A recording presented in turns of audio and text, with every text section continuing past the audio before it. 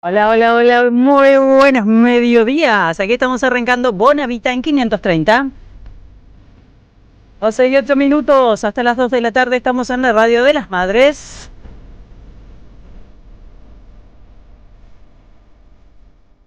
Está Charlie Escalante en los controles centrales. Bienvenido, Charlie. Vicente Castro, nuestro operador de streaming. Lauda Silva, Mariana Collante, Lucho Murad, equipo de producción. Anon San Severino en las redes sociales. Y el joven Jair Sibel en el estudio. Felicitas, qué lindo sería el mundo con más feriados.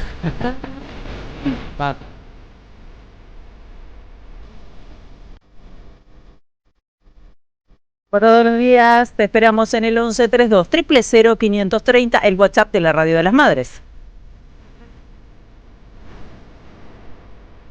Otro canal de streaming, somos Radio AM 530, venite al chat.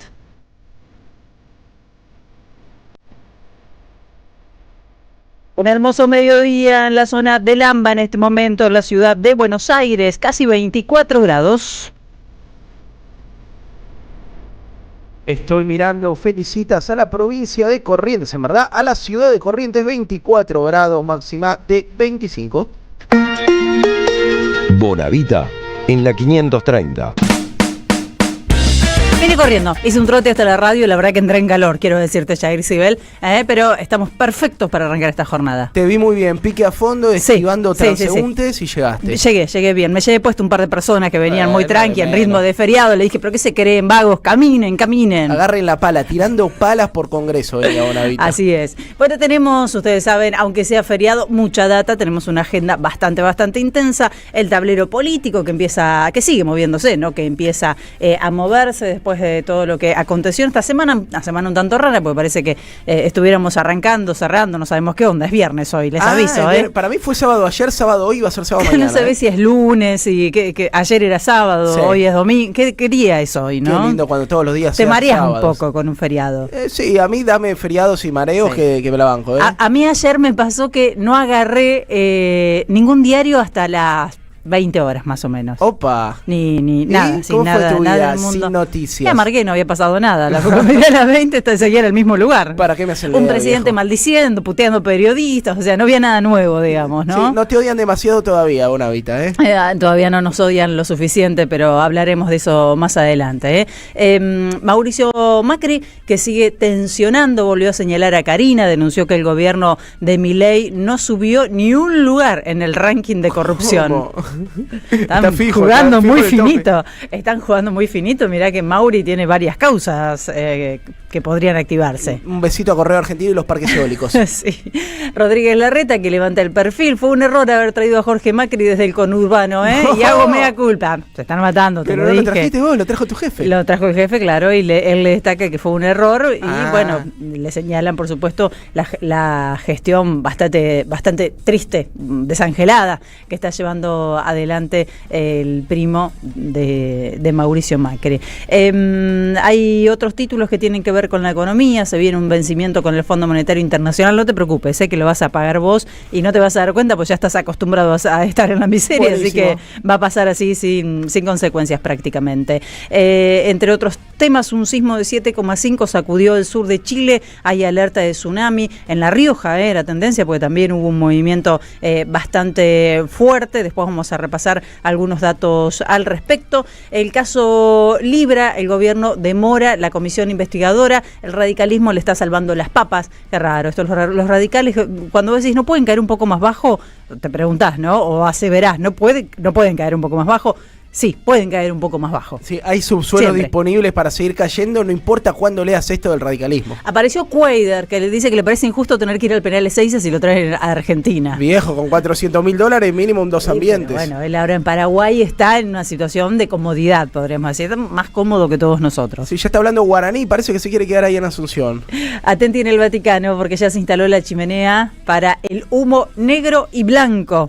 Se viene la elección de un nuevo papa. Algunos se ilusionan con que exista la posibilidad nuevamente de un papa argentino. Los europeos están como locos, quieren un papa europeo. Totalmente, y todos se ilusionan con un viernes de fumata. Vamos a ver el humo que salga de la chimenea vaticana.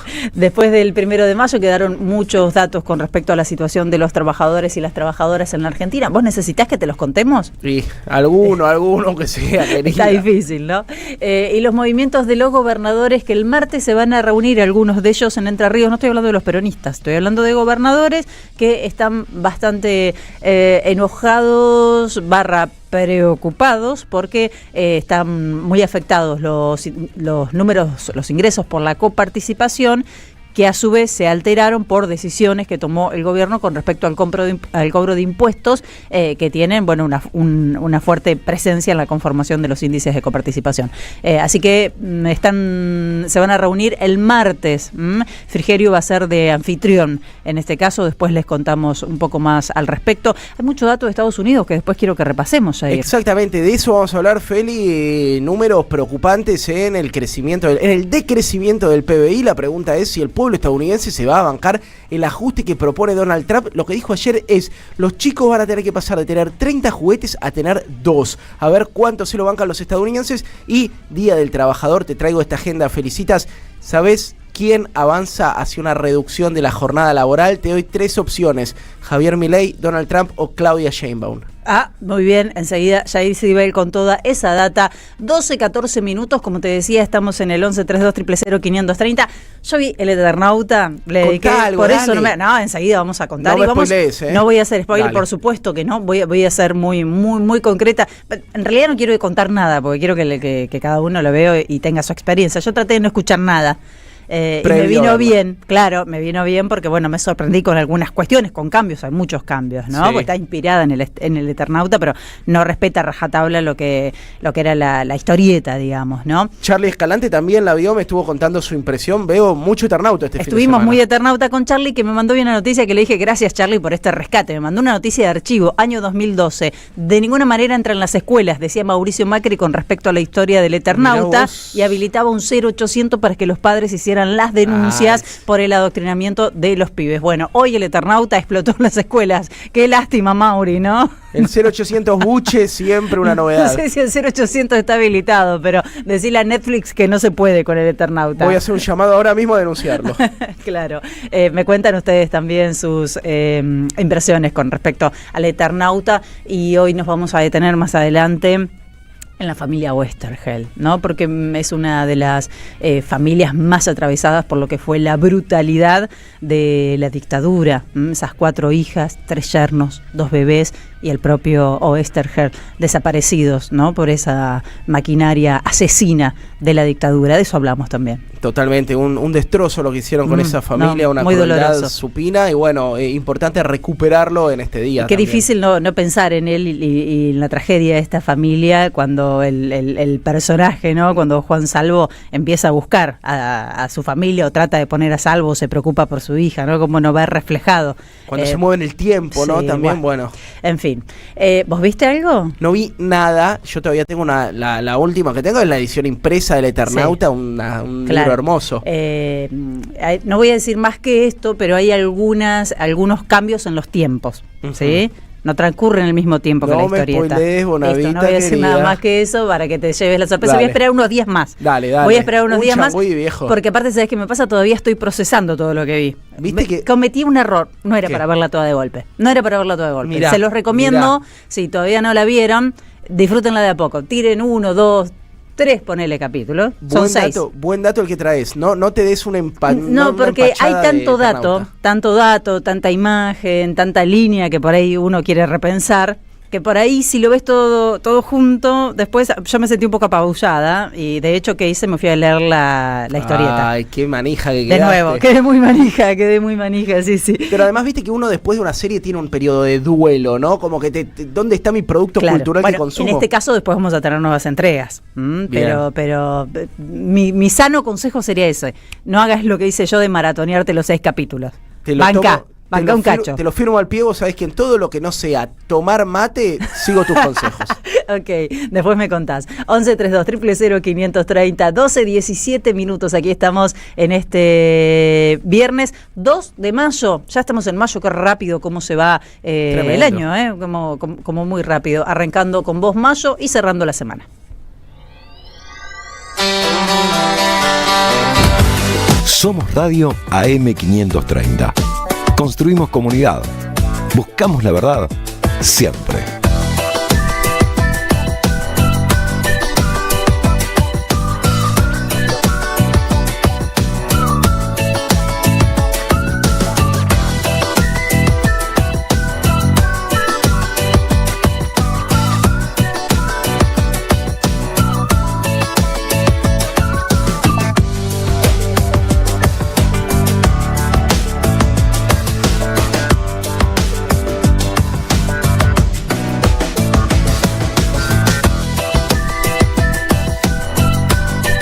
Somos Radio AM 530.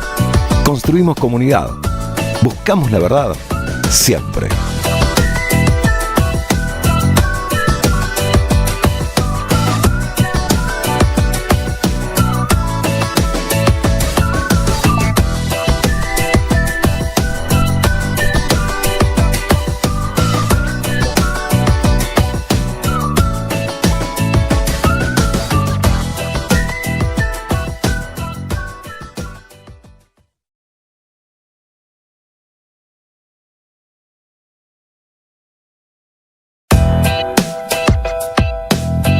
Seguí a la Radio de las Madres por YouTube, activa las notificaciones, dale like y suscríbete a nuestro canal. Somos Radio AM 530. Construimos comunidad. Buscamos la verdad siempre.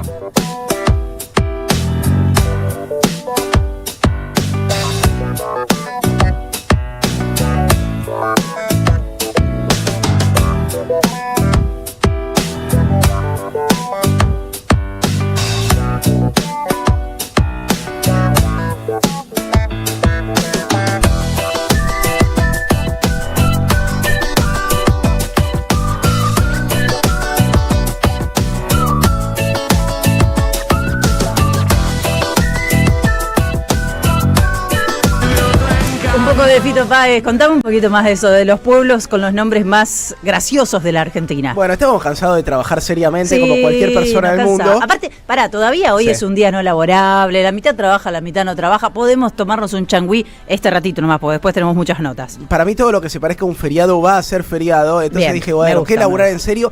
Vamos a buscar los nombres de pueblos argentinos más chistosos, los mejores nombres de pueblos argentinos. Vos sabés que hay un pueblo que se llama Alto Pelado. Alto Pelado. Sí. ¿Y sabemos por qué se llama así? ¿Se puede contar? Sabemos por qué se llama así. Está en San Luis y se llama así debido a que es una zona elevada, sin mucha vegetación y donde los cerros parecen lomas peladas y es un paisaje típico. Ojo que traje a mi hija y está escuchando, o sea, no sé si tenemos que cambiarnos de horario o va bien esto. Pensé que arrancamos tranca, querida Chabela. Okay. No sé si ustedes conocen El Pingo, la localidad del Pingo. ¿Sí? ¿Dónde vivís? El Pingo. No, y además El Pingo juega en tándem con El Hoyo. El Hoyo, localidad conocida. Claro, buenísimo. No hay que ponerse muy creativo, ¿no? Entre El Pingo y El Hoyo uno elige lo que prefiere. El Pingo en Entre Ríos, El Hoyo en Chubute, cerca de la comarca andina. Bueno, también un nombre hermoso. A ver. Cajón de Ginebra Grande. Bueno, muy bien. ¿A qué toman los que viven en Cajón de Ginebra Grande? Y bueno, me imagino que no tomas mate con coco seguro. Uno muy fácil y muy sencillo. ¿Y sabés dónde está Cajón de Ginebra Grande? Cajón de Ginebra Grande. Debe ser Córdoba, zona serrana. San Juan, entre mirá. Cerros. Claro. Y recordaba una variedad de la uva. Del Valle Calingasta. Bueno, hay uno, este es muy conocido, pero también es muy simpático, lo tenemos naturalizado, Venado Tuerto. Venado Tuerto, es cierto. ¿No? Sí. Lo tenés naturalizado, pero se llama Venado Tuerto. Agua hedionda en La Rioja. Por Dios, comprate un agua mineral. No era un buen lugar para hacer el pueblo ahí. O sea, vagos tenían que caminar un poco más. Por lo menos hiervan el agua antes de tomarla. Bueno, ya no debe estar tan hedionda. Muy conocido. Nunca fui, pero he escuchado muchas recomendaciones. Salsipuedes, Córdoba. Sí. ¿No? Que era un paso difícil de cruzar y también una emboscada indígena que le hacían los pueblos originarios a los españoles. Ahí Veremos, en La Pampa, ¿lo conoces? Ahí Veremos, ¿no? Ahí Veremos, es un serio? paraje que alguien dijo que ahí veremos el nombre para decidir el paraje y le quedó Ahí Veremos. El Hortondo. Sí, Santa Fe. Es Santa Fe, ok. Más de uno ha visitado Sí. el Hortondo acá. Y después dos que me gustan mucho. Uno, Cristiano Muerto en Mendoza. Mirá. Sí, no apto para religioso, por Claro, lo menos ahí hacete sí. pasar por ateo. Sí. Y el otro, Pampa del Infierno. Qué Wow, nombre, Pampa viejo. del Pampa Infierno, del terrible, Infierno. ¿no? Entrás, salís hecho un gaucho Sí, y redento, sí, montado sí, sí, sí. un Da pingo. para un western ahí. Tenemos que ir a hacer tremendo. alguna película, algo de eso. ¿Cuál te gustó de todos? ¿A cuál te irías a conocer te repito? Pampa del Infierno me encantó. Pampa Listo. del Infierno te lo compro. Yo prefiero ir a conocer El Hoyo. Está muy bien. No, porque es lindo, no sé qué te reís. Acá me tiran los oyentes, otros, Cachirulo me dicen en Cachirulo, La Pampa, La Pampa, está ¿no? bien. A mí el nombre que más me gusta de los de La Pampa, que creo que elegiría así, me parece muy poético, es La Gloria. La Gloria. ¿Dónde vas a vivir? En La Gloria. Vivir en La Gloria. Bueno, ojo, ¿Eh? ojo que da medio diagnóstico de muerte, me voy a La Gloria. Bueno. No, quedate acá, No, negro. no necesariamente. Cada vez más gente se va a vivir a La Gloria. Además, conocí a alguien hace poquito que compró terreno en La Gloria y me estoy yendo para allá. Es muy tranquilo estar en La Gloria. Ponele. Bueno, 12:23 minutos. Hago una entradita nomás en el tema porque después me quiero detener un rato en este nuevo ataque, que son como una suerte de, no solo de cortinas de humo del gobierno, ¿no? Esto que venían anticipando antes incluso de que ocurriera este episodio bastante mafioso o con tintes mafiosos de Caputo sacándole una foto a la credencial de un fotógrafo de Tiempo Argentino. Ya habían deslizado la idea de trabajar una línea que los enfrente al periodismo. El periodismo como la nueva casta. En el periodismo, en lo que ellos llaman periodismo, entran un montón de cosas muy diversas, de medios, de trabajadores, de operador, entra todo, ¿no? Es bastante heterogéneo lo que ellos llaman periodismo y a veces no es periodismo. Total. Pero de todas maneras el gobierno se posiciona como una víctima, se victimiza. Esos que hablan del gobierno con voces críticas son la casta que está tratando de defender su privilegio. En realidad un cuentito bastante a esta altura conocido, utilizado, trillado, no hay nada novedoso. No sé si puede victimizarse el gobierno, me parece que en este caso aparece más como un verdugo el gobierno, un verdugo de uno de los pilares de la democracia, que es la libertad de expresión o la libertad de prensa o el periodismo. Lo primero que miras en un país para saber cómo se vive es justamente qué pasa con los medios de comunicación. Y en este momento los medios de comunicación, sobre todo los alternativos, también hay una diferencia acá, ¿no? Las grandes empresas, los monopolios de comunicación que obedecen a los intereses de poder, muchas veces van por otro lado, no van por el lado del periodismo. Claro. ¿No? Aunque haya periodistas que trabajan ahí, que muchas veces son muy respetables, o que podamos encontrarnos con trabajos que puedan llegar a gustarnos o ser esclarecedores, pero representan otros intereses. Y entonces, a veces se chocan con los gobiernos, a veces se arreglan, según cómo van las políticas de esos gobiernos con sus intereses.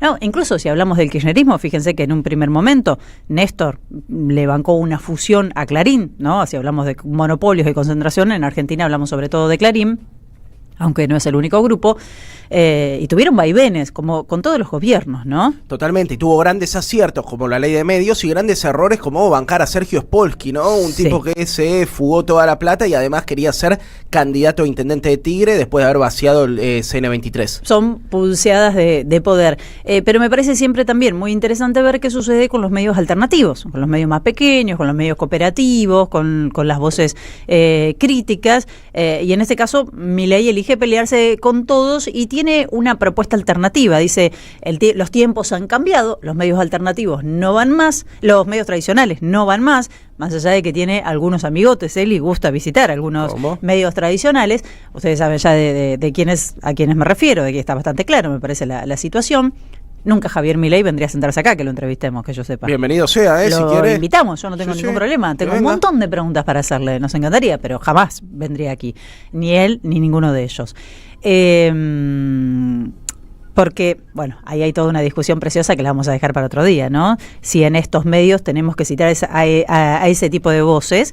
Hay una tendencia a ser conciliador con todos en este momento. Total. Que está bien, yo lo respeto para quienes consideran que está bueno o que se logra un buen momento o televisivo o de radio o de streaming, porque es interesante. Y muchos dicen, a ver qué pasa acá. A mí me parece que la cosa va por otro lado. Yo voy a defender las preguntas, la repregunta y la posición crítica hasta el final. Me parece que no vamos a lograr nada haciéndonos todos amigos y tratando de sacar posiciones para pensar más o menos igual a los fascistas. Es que si el periodismo no incomoda, no estás haciendo periodismo. Y por otro lado, si estás humanizando monstruos... Pero en todo caso se puede hacer un buen momento de radio, pero sin que necesariamente sea periodismo. Sin duda, ¿no? Sin duda. En fin, son discusiones que no vamos a saldar acá, pero que es respetable que cada uno tenga su posicionamiento. ¿Cuál es el problema?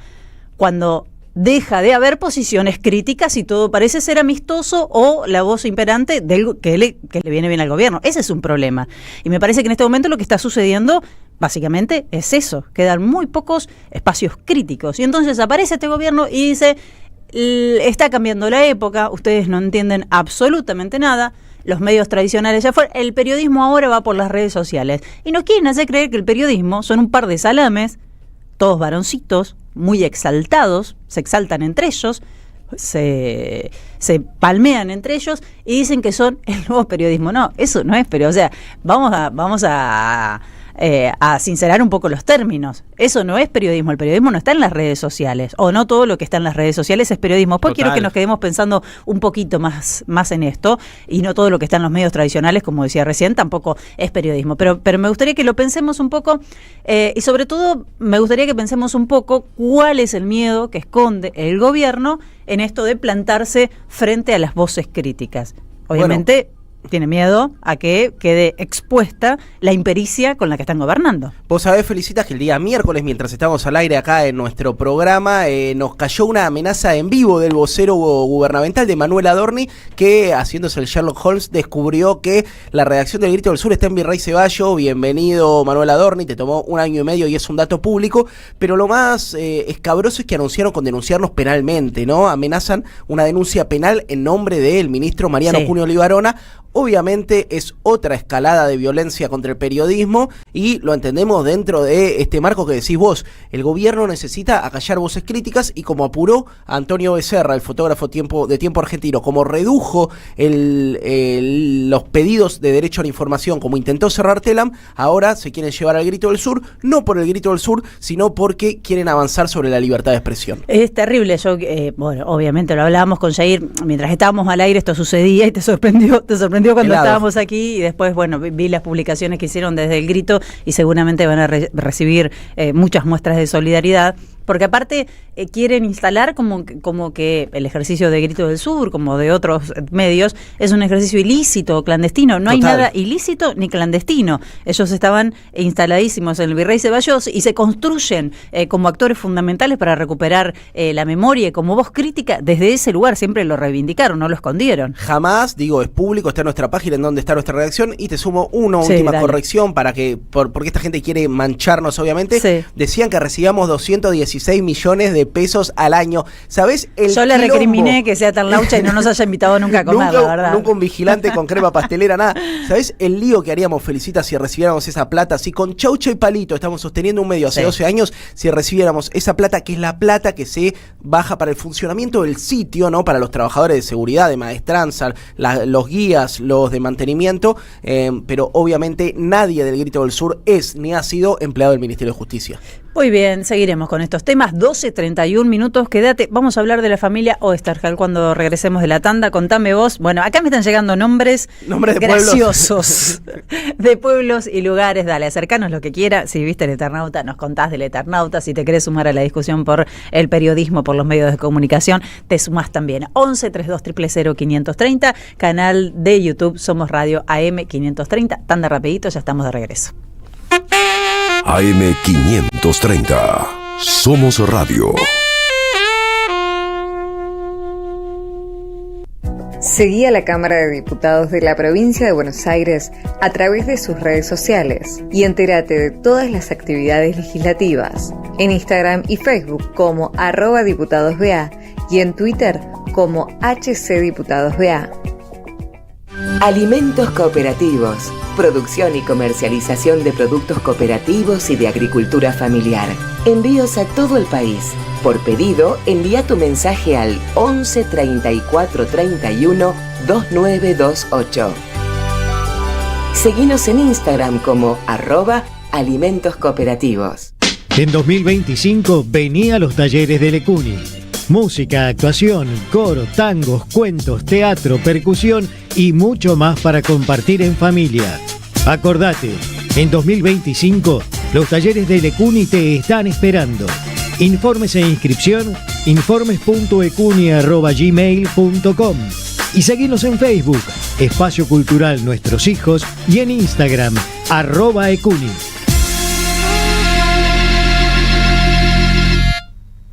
Córdoba es tan fácil de llegar que podés disfrutar todos los sonidos del verano. El sonido del río en familia, el de una escapada para andar en jet ski, el de un fin de meditación con las chicas, el de las ovaciones de un show y sobre todo el de esos brindis que necesitamos con los que más queremos. Viví todos tus veranos. Córdoba, disfruta más fácil. Agencia Córdoba Turismo, Gobierno de la Provincia de Córdoba. El destino de tus vacaciones está en Turismo Cabal. Viví los momentos que querés, con viajes armados a tu medida, con las mejores ofertas y los paquetes que buscas, con más de 35 años de experiencia.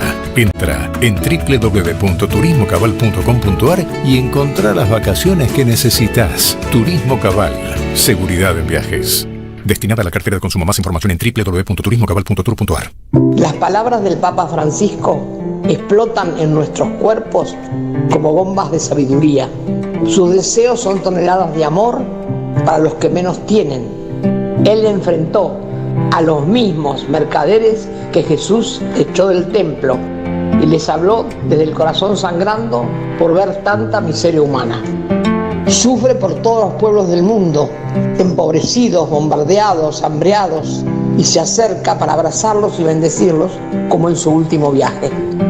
Las acciones del Papa Francisco nos unen más allá de políticas y religiones para afrontar una lucha que, como él dice, nadie se salva solo.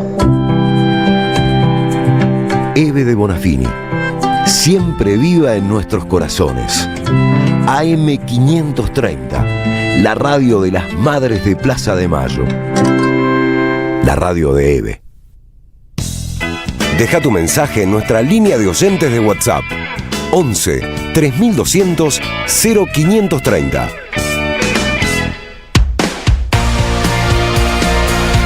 La tarde mejora si te acompaña la radio. Bonavita en la 530. Construimos comunidad. Buscamos la verdad siempre.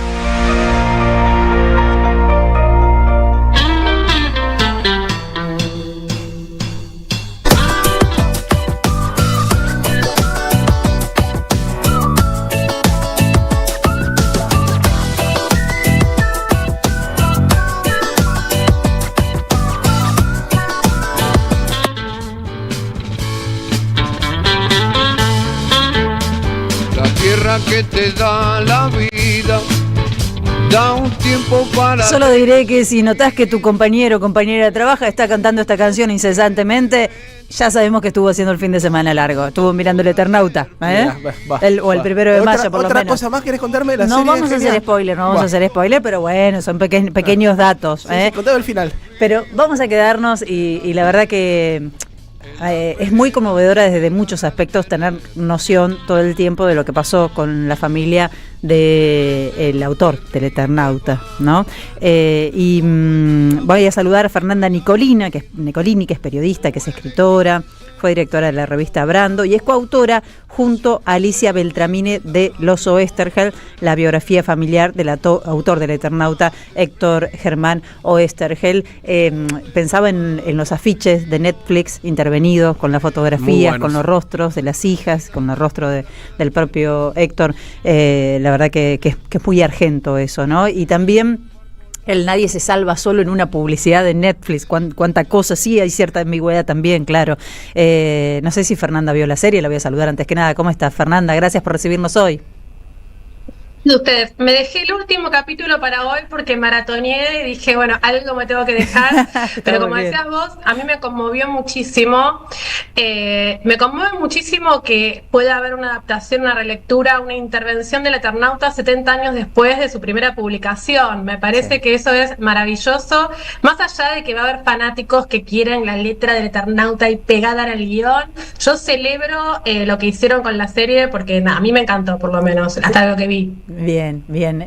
Sí, es maravilloso realmente. Yo le decía hoy cuando vi el programa que voy a necesitar unos días más para procesar todo lo que vi, que cometí el error de verla toda de golpe, y en realidad hay mucho dato, mucha imagen, bueno, mucho cambio, claro, en esta adaptación que hacen, que necesito todavía terminar de procesar. Es más, empecé a leer otra vez la historieta, ¿no? No para hacer la comparación, pero sí para terminar de tomar noción de lo que hicieron con esto que pusieron al aire. Pero además lo que conmueve también es tener noción de lo que pasó con esa familia durante la dictadura. Eso me parece que es lo que más nos atraviesa, Fernanda. Sí, porque, o sea, es una buena entrada, ¿no? Si bien nosotros el libro con Alicia Beltrami lo publicamos en 2016, hicimos una investigación desde 2011, o sea, nos llevó 5 años reconstruir la historia de la familia de Héctor, que para quienes por ahí no saben, Héctor está desapareció en abril del 77, y sus 4 hijas, Estela, Diana, Beatriz y Marina también, algunas de ellas también desaparecieron sus compañeros.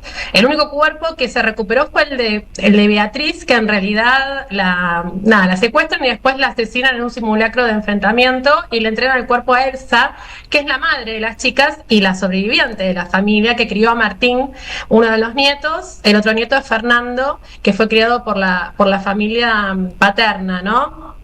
Y entonces, yo también vi los afiches por una intervención de hijos, sabíamos que lo iban a hacer y todo el mundo me lo empezó a mandar también, ¿no? Como diciendo, mirá lo que está pasando ahora, que no solo se está hablando de Eternauta, sino también se está hablando de esta familia, que si bien el libro siguió circulando durante todos estos años, siempre fue como una circulación, viste, más silenciosa. Así que cuando pasan estas cosas, que también hay una conexión tan profunda entre Héctor, el Eternauta, y la historia argentina, que también es conmovedor que suceda eso, ¿no? Absolutamente, sí, te interpela desde allí. Te hago una pregunta más. Está Yair también, que tiene un montón de preguntas, porque la verdad que tenemos, creo que da para horas y horas y horas, pero vamos a tratar de resolverlo en minutos, por lo menos las preguntas más urgentes. No, pensaba en Héctor y en qué sabemos de él, ¿no? Porque hay una reconstrucción y sabemos que estuvo en diferentes centros clandestinos, y a mí el dato de que lo obligaron a, no sé si hay algún trascendido más con respecto a esto, no estoy en la profundidad, pero que le pidieron los dictadores, sus captores, que haga una historieta de San Martín. Bueno, eso es un mito, y la verdad que nosotros nos acercamos a la historia de Héctor con algo muy desafiante, que era que sobre Héctor había un montón de cosas escritas sobre él como guionista, ¿no? Porque realmente cuando él desaparece era muy conocido, o sea, lo reconocían en la calle como el autor del Eternauta. Claro. Pero claro, sobre su militancia y sobre su paso por los centros clandestinos estaban los juicios, pero había mucho dato ahí dando vueltas medio mítico. Lo cierto es que nunca le pidieron eso, o por lo menos no está comprobado, ¿no? Son esos rumores que circulan. Sí, tenemos chequeado, y además esto que te decía, era tan conocido Héctor que hay muchos testimonios de quienes lo vieron porque sabían quién era, ¿no? Claro. A diferencia de que hay otros detenidos desaparecidos. Entonces, Héctor, desaparece, cae en abril del 77, no se sabe la fecha exacta, se sabe que es entre el 20 y el 27, y se cree que en La Plata. Todo esto es medio una nebulosa, pero sí sabemos que lo llevan a Campo de Mayo. Lo paradójico es que Campo de Mayo había aparecido en el Eternauta, ¿no? En la primera versión del Eternauta, este ejército que se une a la resistencia vienen de Campo de Mayo, ¿no? Yo ayer lo escuchaba en la serie y es tan fuerte escuchar eso. Luego lo llevan a Campo de Mayo y después lo llevan a Vesubio y después lo llevan al Sheraton, que era una comisaría en Villa Insuperable, a la cual le decían el Sheraton porque ahí no te torturaban tanto, o sea, el cinismo con el que se bautizaban esos centros clandestinos.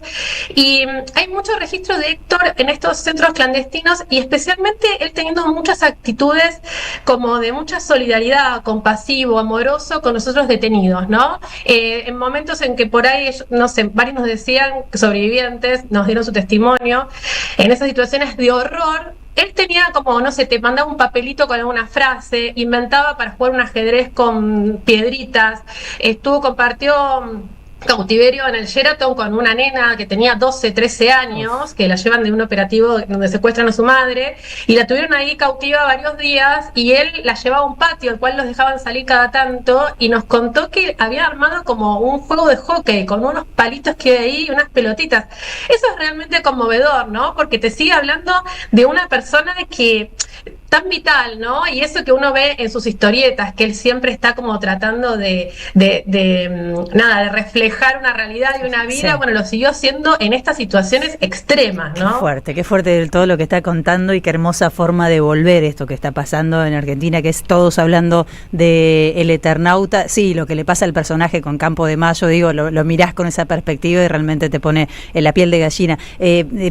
Quiero citar que el CELS hizo un hilo que con todo el repaso de lo que pasó con Héctor, o por lo menos lo que se sabe, lo que se pudo reconstruir, claro, y ellos lo que dicen es que un sobreviviente fue el que declaró que tenían sometido a trabajo esclavo haciendo una historieta sobre San Martín. Quizás después no se pudo constatar, pero lo dijo un sobreviviente. Son datos que circulan y quedaron en algunos registros, ¿no? Pero la verdad es que no hay nada chequeado. Sí tenemos, por ejemplo, el último que lo ve a Héctor es un sobreviviente de Vesubio que lo ve en enero del 78. Claro. Con esto quiero decir que Héctor sobrevivió a sus hijas en cautiverio, porque sus hijas caen, Beatriz y Diana, en el 76, mediados del 76, y Marina y Estela a fines del 77, ¿no? Entonces, también esto, ¿no? Como el dolor de un padre que sabía que ya había perdido a sus hijas. Eso también es muy fuerte cuando lo pudimos chequear, ¿no? Esta última fecha, decimos, enero del 78, ¿no? Uno de los últimos sobrevivientes de Vesubio. Sí. ¿Cómo estás, Fernanda? Te saluda Jair Sibel. Quería preguntarte por la vida de Elsa, ¿no? Qué difícil, digo. Hablabas de su marido, sus hijas, sus yernos, quedando a cargo de los nietos también, ¿no? O, bueno, como referente familiar para ponerle el pecho a una situación muy jodida. ¿Qué pasa con ella? Que quizá su nombre no trasciende, obviamente, porque no es la gran guionista argentina como Héctor Westergel, pero que tiene una historia atravesada por la tragedia. Totalmente, la figura de Elsa es fundamental. De hecho, nosotros en el libro reconstruye una biografía familiar de todos desaparecidos. Entonces, siempre decimos, bueno, qué difícil construir las voces de personas que no están, y por eso recabamos casi más de 200 testimonios para reconstruir estas historias, pero Elsa estaba viva y la pudimos entrevistar. Y no solo estaba viva, sino que ella a lo largo de toda su vida dio muchas entrevistas, y en el libro está como la voz de ella en primera persona, que yo, me parece que también es un buen modo de reivindicar su lugar, porque siempre fue muy paradójico. Elsa no aprobaba la militancia de sus hijas, y ella se había separado de Héctor cuando Héctor empieza a militar y cuando se va de la casa, y estaba muy enojada, claro. Yo cuando hice el libro no era madre, ahora que soy madre, digo, siento el doble lo que sintió Elsa, creo. Pero ella nos decía, yo sabía lo que iba a pasar, ella veía el peligro, ¿no? Ella quería proteger a sus hijas. Pero aún así, con toda esta tragedia que le pasa a Elsa, ella en algunas entrevistas, y nos lo ha dicho a nosotras, ella decía, bueno, yo tuve que sobrevivir para criar a mi nieto Martín, que el hijo de Estela, que es al que se lo entregan. A Martín lo secuestran en el operativo en donde también se llevan a sus padres, y lo llevan a Vesubio, donde puede ver a Héctor durante unos minutos. Él tiene ese recuerdo. Martín, de hecho, participó ahora asesorando para la serie de Netflix, y bueno, estaba un rato con Héctor en Vesubio, después se lo llevan a Elsa, ¿no? Y ahí Elsa se entera mucho de lo que está pasando, y bueno, se entera de la caída de su hija y demás, y ella dice, bueno, yo tuve que sobrevivir para criar a mi hijo. Y también lo interesante de Elsa es que ella estuvo enojada mucho tiempo, pero ni bien ella se une a abuelas muy tempranamente, y después a lo largo de los años, y especialmente ya con la reivindicación de la militancia a partir del kirchnerismo, con la recuperación de las políticas de memoria, verdad y justicia, ella empieza un poco a entender o amigarse con la idea de la elección de militancia que habían hecho sus hijas.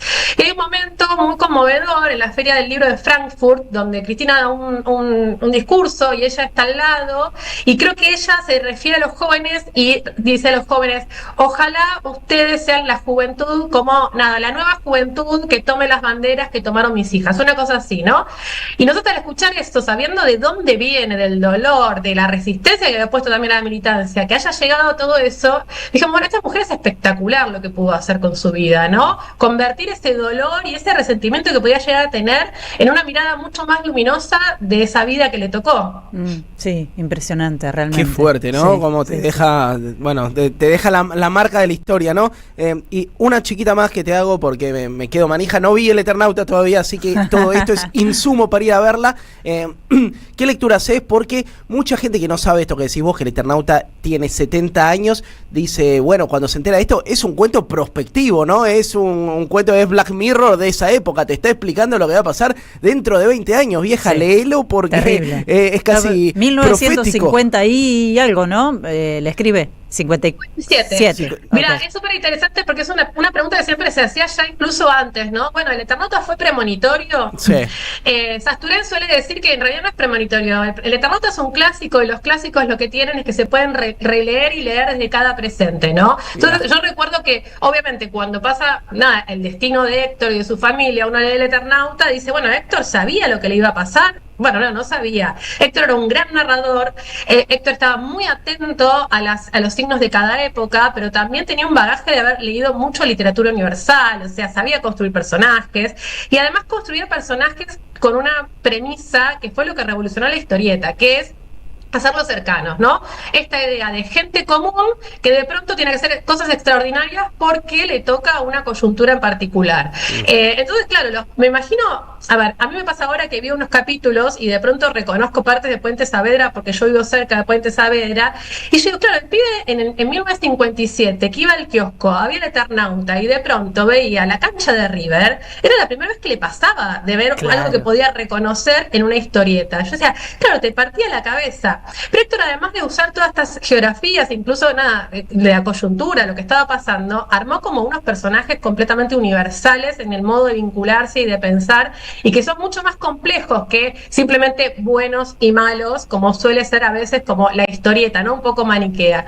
Entonces decía, bueno, cuando fue la pandemia, todo el mundo diciendo, pero el Eternauta predijo la pandemia, ¿no? Es verdad. Y ahora, de pronto, con un montón de cosas que tenemos de la realidad política ahora, también decimos, bueno, espera, El Eternauta se puede leer desde el presente. Justo leí hace poco un textito que subió Federico Lorenz, que no sé si lo conocen, es un autor que recomiendo mucho también leer, historiador, que él decía que esta relectura que se hace del Eternauta con el guión de Bruno Stagnaro, claro, también toma un montón de otras nevadas que tuvimos en la historia, ¿no? Y hace una relectura desde hoy y cómo seguimos siendo sobrevivientes y resistentes a un montón de cosas. Me parece que esa es una hermosa manera de actualizar todo el tiempo esta historieta, que es un clásico que podría seguir teniendo lecturas, no sé, en 50 años. Bien, la verdad que interesante escucharte. Sí, y todo el tiempo, digo, es parte de la historia de la humanidad, de esto de si la tensión entre el individualismo y lo colectivo. Digo, todo el tiempo estamos en esa tensión y es en gran medida el trasfondo del Eternauta también, ¿no? Esa discusión sobre cómo construimos la sociedad. Totalmente. Y te agrego una última cosita, que este epígrafe que solemos repetir, ¿no? Que nunca el héroe es un héroe solo, siempre es un héroe en grupo, la idea de héroe colectiva. Se agrega a cuando el Eternauta se hace libro, que el Eternauta salía por fascículos, ¿no? En la revista Cero, y de pronto en el 75 una editora Record la hace libro y ahí se le suma el epígrafe. O sea, es un epígrafe que es una clave de lectura que también la propia editorial y el propio Héctor hace después de haberlo publicado, ¿no? También eso es muy interesante, como bueno, se puede ir cambiando el Eternauta. El propio Héctor los fue cambiando, o por lo menos fue cambiando sus modos de leerlo. Perfecto, Fernanda, qué interesante escucharte. Acá los oyentes me preguntan si se puede conseguir tu libro, me imagino que sí. Sí, está editado por Penguin, por Sudamericana, así que está en todas las librerías. Perfecto. Ya va por la 5ª edición, así que tienen que tener, está en stock. Lo vamos a ir a buscar. Fernanda, muchísimas gracias, te mandamos un abrazo grande. No, muchas gracias a ustedes. Hasta luego. Estamos escuchando a Fernanda Nicolini, periodista, escritora, autora junto a Alicia Beltramini de Los Oesterheld, la biografía familiar del autor del Eternauta.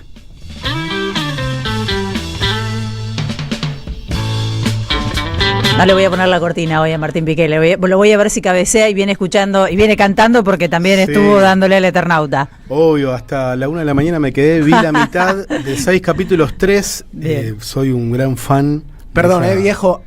Acá la consigna es que nadie spoilee nada. No quiero interrumpirte, pero estamos siendo muy cuidadosos. Estamos siendo muy cuidadosos. Es una historia coral, lo único que digo. Bueno, cada uno me spoileó una parte. Hay muchos protagonistas porque el único héroe es el héroe en grupo. Como escribió alguna vez el propio Westergeld sobre su obra Cumbre. ¿Cómo va, Martín? Bien, muy bien. Bueno, nos podemos hacer una pregunta, ahí está sonando mínimamente la cortina, y es la siguiente, si les parece, por un raíz, un increyendo de agresividad promovida desde el gobierno hacia los periodistas, y la pregunta podría ser, bueno, ¿es o se hace? Sabemos las características personales del presidente que nos gobierna, pero ¿hay una estrategia, Jair, felicitas, atrás de esta campaña sistemática de hostigamiento a la prensa? Bueno, vamos a tratar de empezar, es un tema, yo los aliento a ustedes dos, también a todos los oyentes, a que, bueno, nos sumerjamos en tratar de evitar las respuestas fáciles y desconfiar justamente de atribuirle solamente a la maldad o a una mera búsqueda de centralidad mediática esta estrategia. Vamos a escucharlo entonces al propio Javier Milei en este raid contra la prensa. Periodistas corruptos, ensobrados, estos son los trolls, son los que le muestran la realidad que ustedes nunca dejaron ver por tener el monopolio de los micrófonos.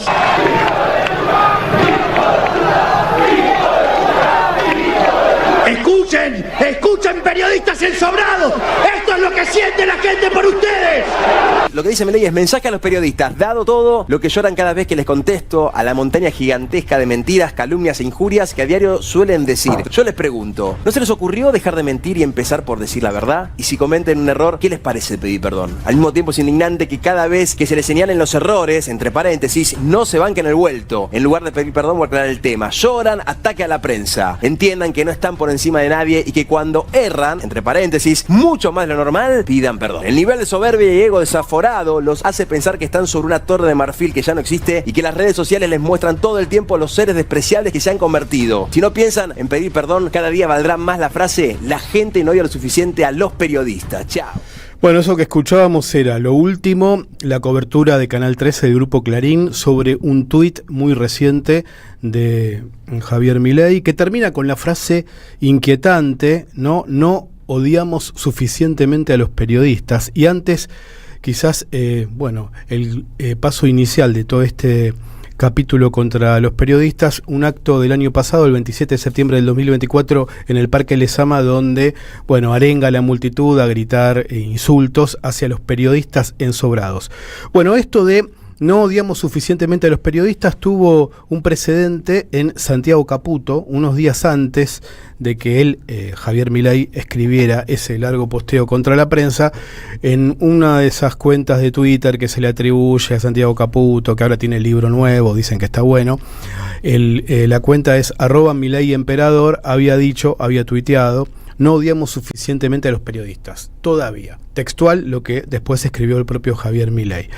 Bueno, vamos a recordar que la palabra pública después tiene un correlato en la acción concreta porque, por un lado, el martes 29 de abril, el último martes, esta semana, estuvo ese gesto, vos, Felicitas, te referiste a él, de Santiago Caputo, mirándole la credencial de reportero gráfico a Antonio Becerra, colaborador, fotógrafo de Tiempo Argentino, hijo de Martín Becerra, en el debate en el canal de la ciudad.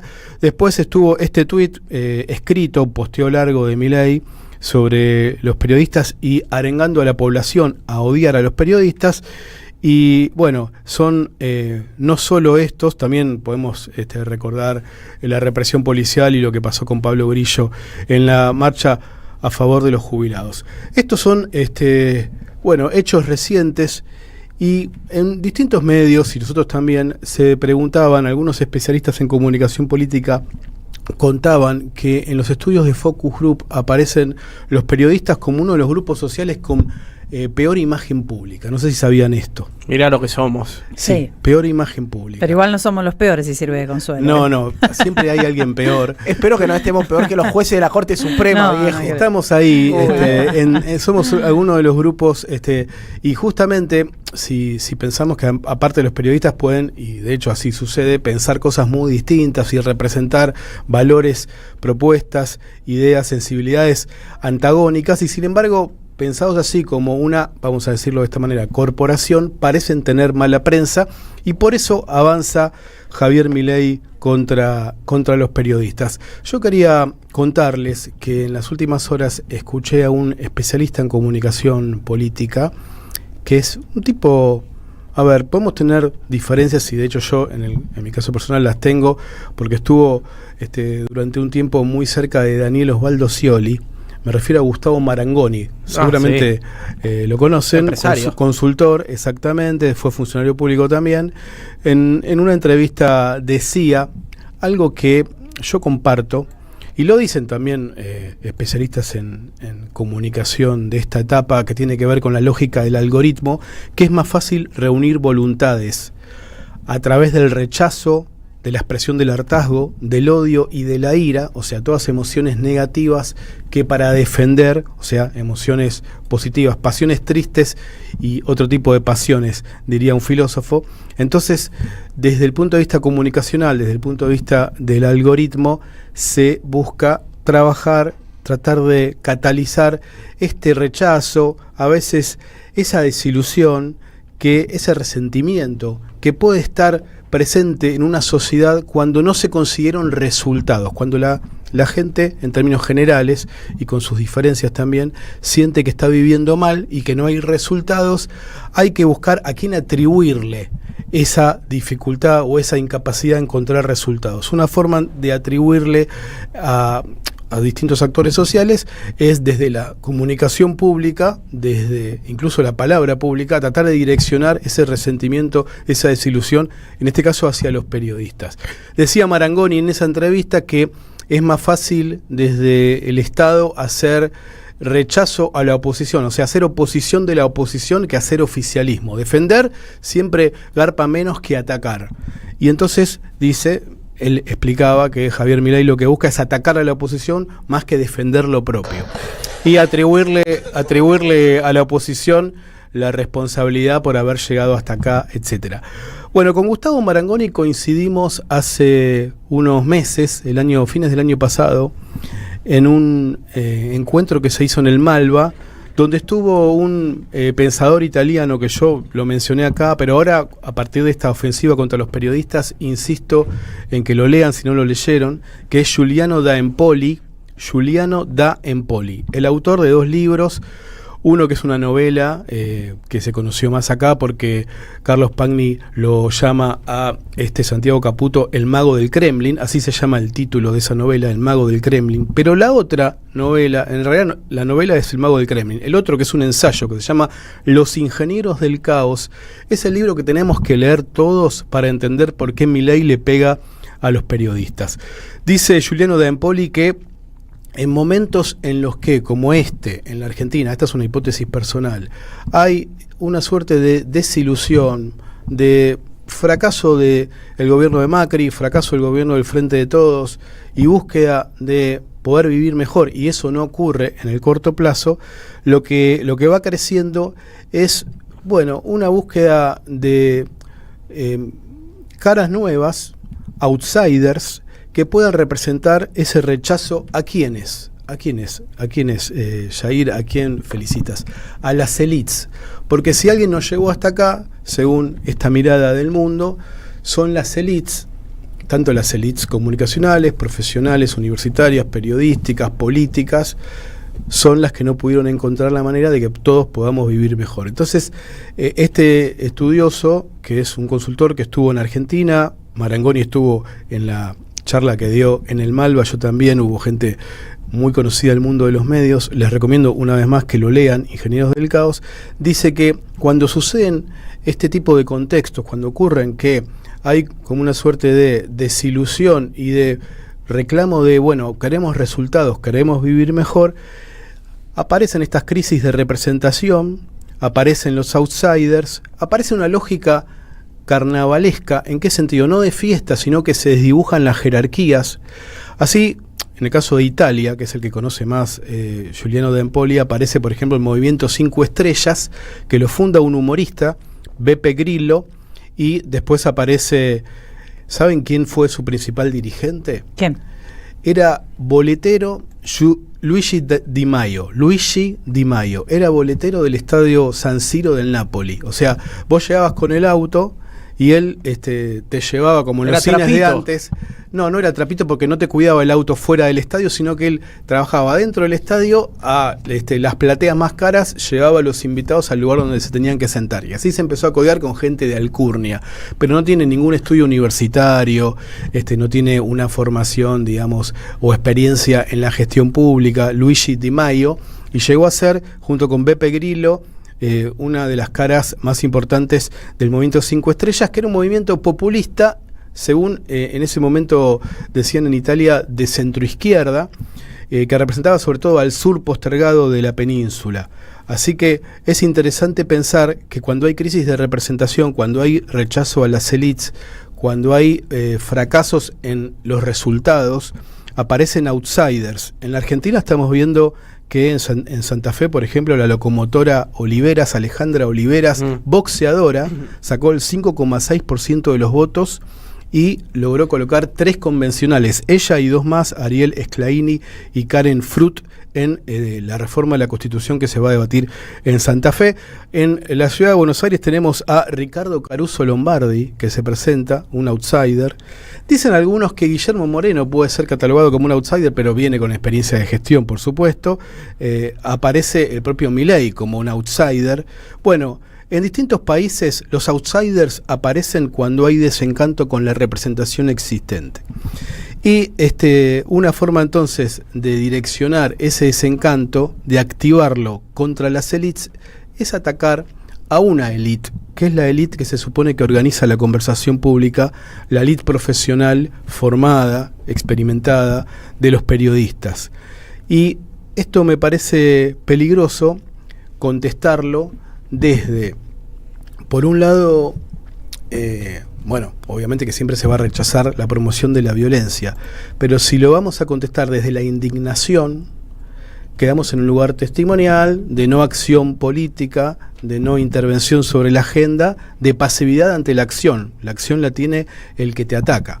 Entonces, es interesante, yo insisto nuevamente, y vamos cerrando, busquemos los textos que analizaron procesos políticos parecidos. Nunca se puede calcar lo que pasó con el movimiento de 5 Estrellas en Italia con lo que ahora pasa con la Libertad Avanza en la Argentina. Uno era una expresión medio de centroizquierda que quería generar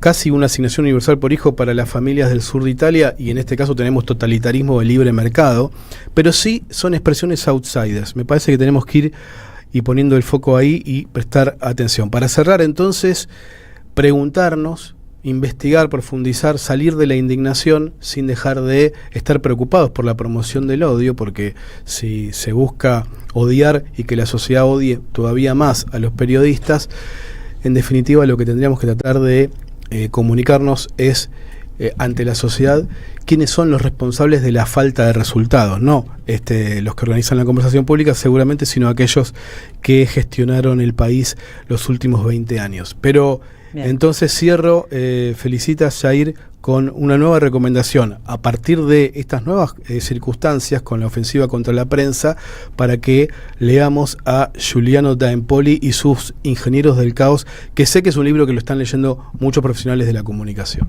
Bien, Martín Piqué, muchísimas gracias. Nos vamos a la tanda, quédate. Somos Radio AM530.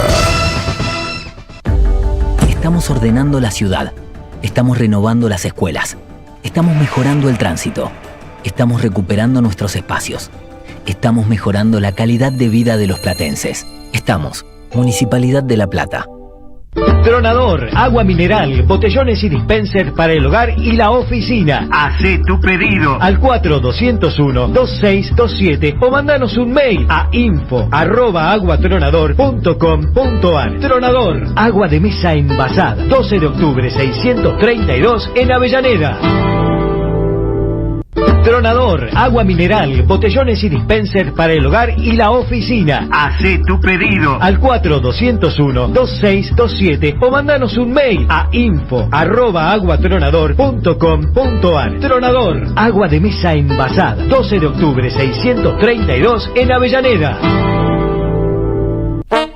Cuando la semana no termina de morir, y el finde no termina de nacer, vayan a laburar. El antídoto radial para las promesas incumplidas. Martín Piqué, Facundo Cardoso, vayan a laburar. Sábados de 1 a 4 de la madrugada.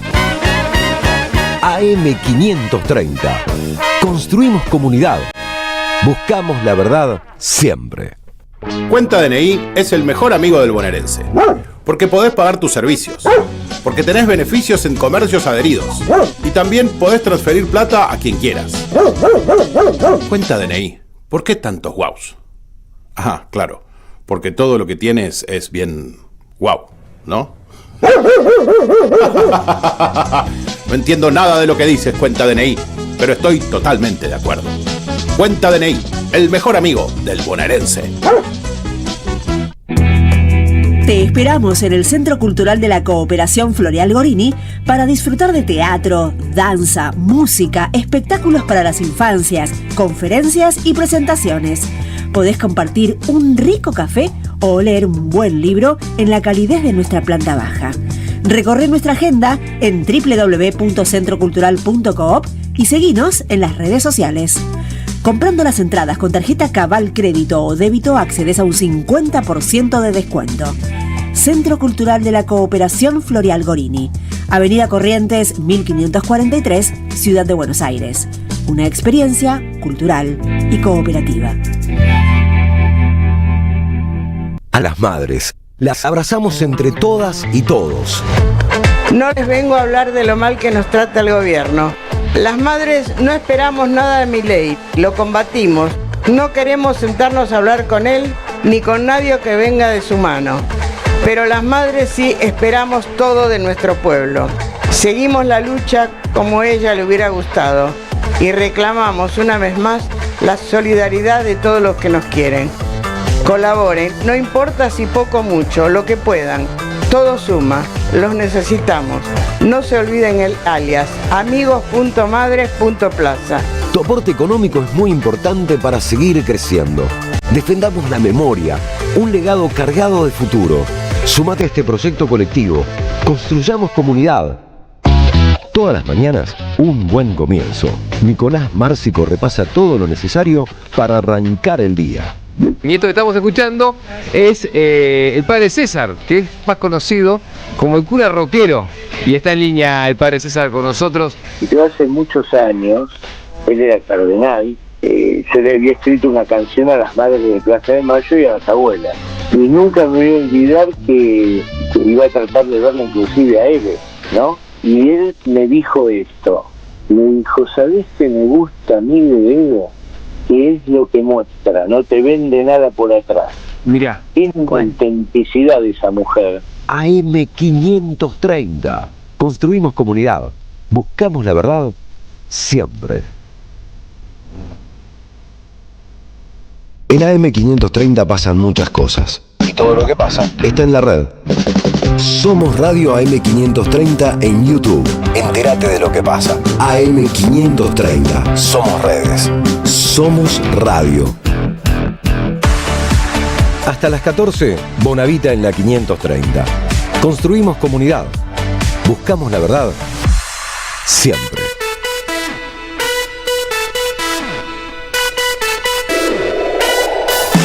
Pensemos un poco en este Javier Milei, que está buscando nuevos enemigos. Él necesita todo el tiempo tener a quien enfrentarse. Y la verdad que a mí no me parece un chiste que el presidente y que su patota decidan ordenar el odio hacia el periodismo. Gobernar con odio como hilo conductor, ganar las elecciones con el odio como principal insumo, como generador de acciones, es en cierto modo jugar con fuego. Sabés que en algún momento podés quemarte. Y si te descuidas, lo más probable es que ese odio que generás se vuelva en contra tuyo. Eso debe dar miedo. Y creo que es lo que hay en el fondo, y hacen bien en tener miedo, porque entonces lo que intentan hacer en este momento es administrar el odio, canalizarlo.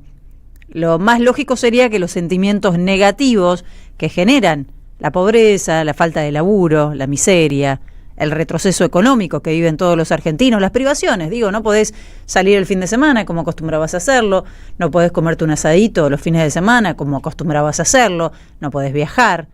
Algunos se privan de cuestiones mucho más elementales, ya no podés pagar la factura de gas quizás y te estás arreglando con garrafas. Bueno, eso genera bronca, por supuesto.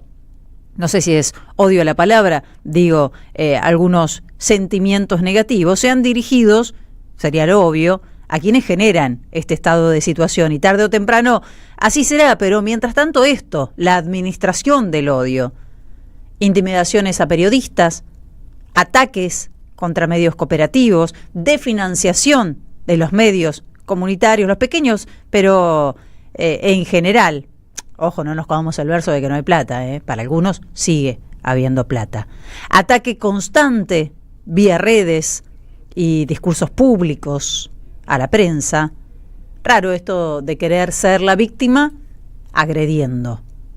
En principio, una ojeada por algunos de los posteos o reposteos presidenciales, hice ese ejercicio esta mañana, me genera ciertas ideas hacerlo temprano, pero de todas maneras miré un par de tweets y retweets, sobre todo del presidente, evidencian en principio que no sabe bien de lo que habla, no sabe bien o parece no tener una noción clara de qué es el periodismo. Creen que las redes sociales, dicho así, llegan más rápido y en ellas se encuentra la verdad. Bueno, en principio, vamos a tener que contarles que el periodismo es otra cosa. Hay que avisarles, ¿sí? ¿Hay periodismo en las redes sociales? Sí, hay algo de periodismo en las redes sociales. ¿Todo es periodismo en las redes sociales? No, de ninguna manera. ¿Todo lo que se publica en las redes sociales es verdad? Bueno, no, por supuesto que no. Tenemos el gran problema de la desinformación y de las fake news. ¿Y todo lo que se publica en los medios tradicionales es verdad? Bueno, tampoco. Así como tampoco todo lo que se encuentra en los medios tradicionales puede ser llamado periodismo. ¿Es periodismo lo que hace ese grupo de varoncitos exaltados pagos por el gobierno? No, tampoco. Está muy lejos de ser periodismo, ni en las redes sociales, ni lo que hacen en los medios tradicionales. Pero este intento de generar confusión y posicionar la ignorancia no es nuevo, es histórico. Sobre todo la idea de denunciar al periodismo que pone en evidencia las mentiras y los avances de un gobierno autoritario como lo es este.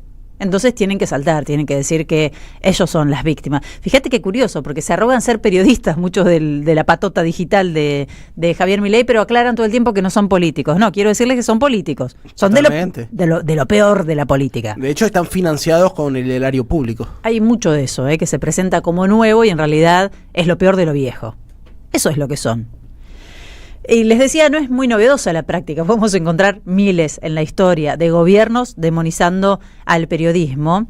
Y, bueno, si quieren podemos ir a Hitler directamente. ¿Les gusta que vayamos a Hitler? Vamos a Hitler, que habló de la cocina venenosa para señalar a los medios que se animaban a criticarlo, incluso antes de llevar adelante sus peores planes. Los denunció primero, fue por sus lugares de trabajo después, y finalmente los llevó a los campos de concentración. No estoy diciendo que esto es lo que va a ocurrir, pero estoy diciendo que es muy peligroso normalizar o banalizar el odio, en este caso hacia la prensa, hacia cualquier grupo, en especial, en este caso, hacia la prensa.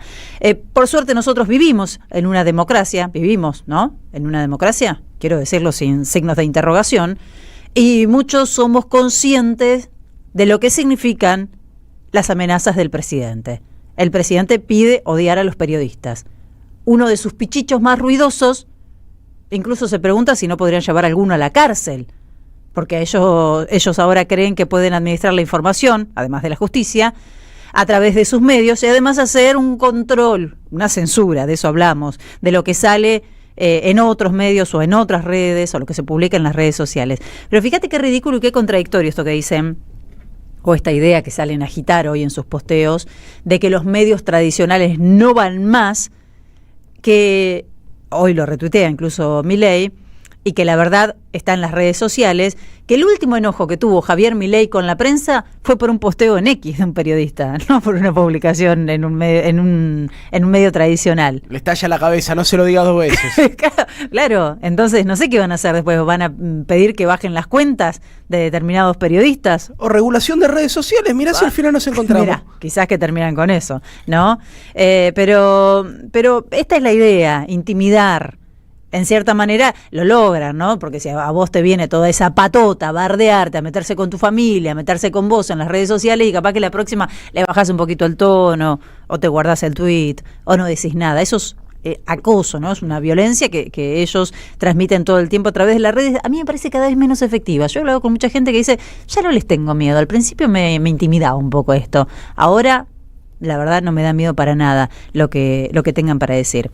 Y voy a cerrar este comentario con uno de los posteos. Resulta que Javier Milei tiene un amigo. Bueno, ahí estamos viendo al gordo Dan que dice, Javo, ¿podés meter en cana a algún periodista por decreto? Como hizo Alfonsín, por favor. Bueno, recordando Tranca, ¿no? algún caso que tiene que ver con un intento de golpe o con la promoción de esa idea, ¿no? Bueno, en fin, no nos vamos a meter ahora ahí, pero el gordo Dan, ¿no? Bancado con la tuya, el gordo Dan, te digo, todas sus producciones, sale a decir eso. Y Javier Milei comparte un print de una pantalla en la que un supuesto amigo periodista le dice, es raro esto, podía a los periodistas, pero algunos parece que son amigos, trabajan para él. Amigo de Milei es muy difícil. Medio raro. Entonces, les voy a leer lo que dice el mensaje que le manda ese supuesto periodista, supuesto amigo. Cuando los periodistas te abordan con cámaras a la salida de un lugar o en la calle, te empujan, te pisan el pie, te tiran los micrófonos encima e incluso te salivan. Lo hacen adrede para que el entrevistado se saque y ellos queden como víctimas. En los coacheos que los periodistas hacen, media training, se hacen simulacros con todas estas mañas para entrenarte a que soportes ese hostigamiento violento. Es de las prácticas más roñosas que existen, así se manejan. Sí, no, es tremendo todo. Y sobre todo felicitas. Hay algo que yo le destaco al mileísmo, que los tipos bancan a los propios, ¿sí? Cuando hay un gobierno popular, bancan a los Corea del Centro. Hasta ahí. Me pregunto, primero, ¿quién es el chupamedia que le manda esto? Desconfío que sea periodista realmente. Segundo, lo fácil que es operar al presidente. Mirá la pavada que la mandan y él se queda confiado de que es así y lo publica. Pregúntale a Hayden Davis. Sale a postear una boludez que nos hace morir de risa, pues la verdad que lo que hemos trabajado en la calle alguna vez y sabemos lo que sucede cuando nos amontonamos y obviamente nos pisamos entre nosotros y salimos nosotros también golpeados a veces en esas situaciones, bueno, nos morimos de risa con la pavada que está replicando Javier Milei. Y tercero, Milei no sabe, chicos, infórmenle que no tiene amigos.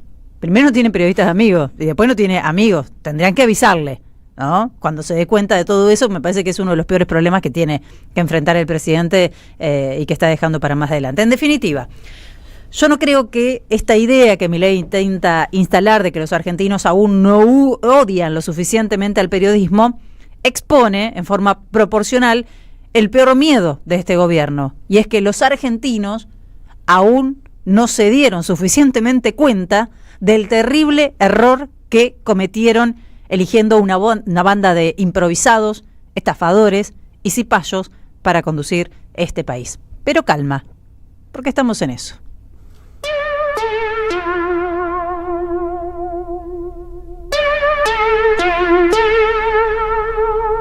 Que está cansado que le digan lo que debe hacer, que cualquier desgraciado liga más que él, que se hartó de ver incómodo o impávido, que la fila de al lado siempre se mueva más rápido, que su jefe tiene más antojos que una diva, que viaja al Soho y él con el desalojo arriba, que...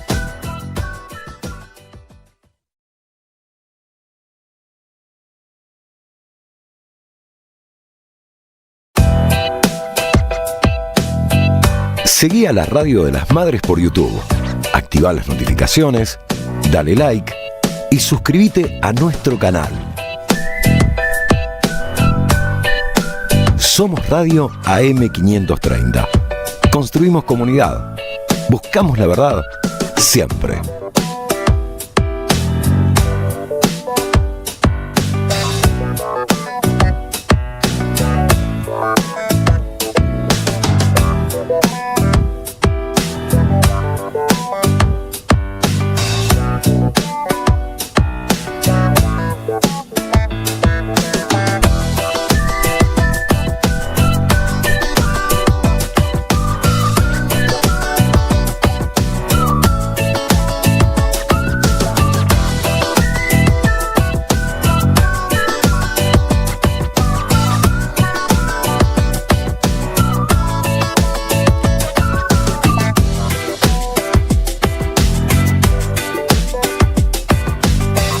Seguí a la Radio de las Madres por YouTube. Activá las notificaciones, dale like y suscríbete a nuestro canal. Somos Radio AM530. Construimos comunidad. Buscamos la verdad siempre.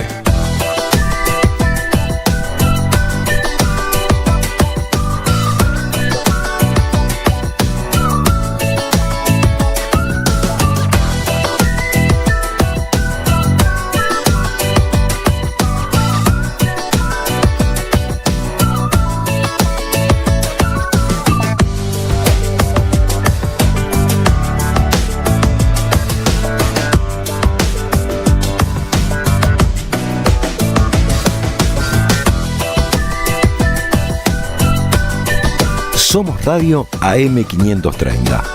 Construimos comunidad. Buscamos la verdad siempre.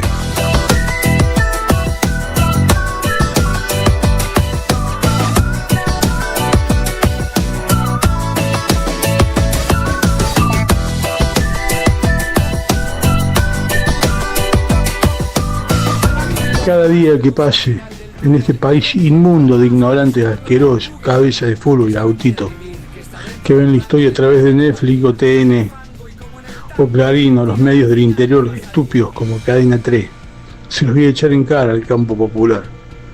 Si hoy nos gobiernan las bestias con el desastre que están haciendo sobre millones de seres humanos, es porque el campo nacional y popular no tuvo la capacidad ni la intención política de modificar totalmente la estructura a la que hago referencia en el país por complicidad ideológica.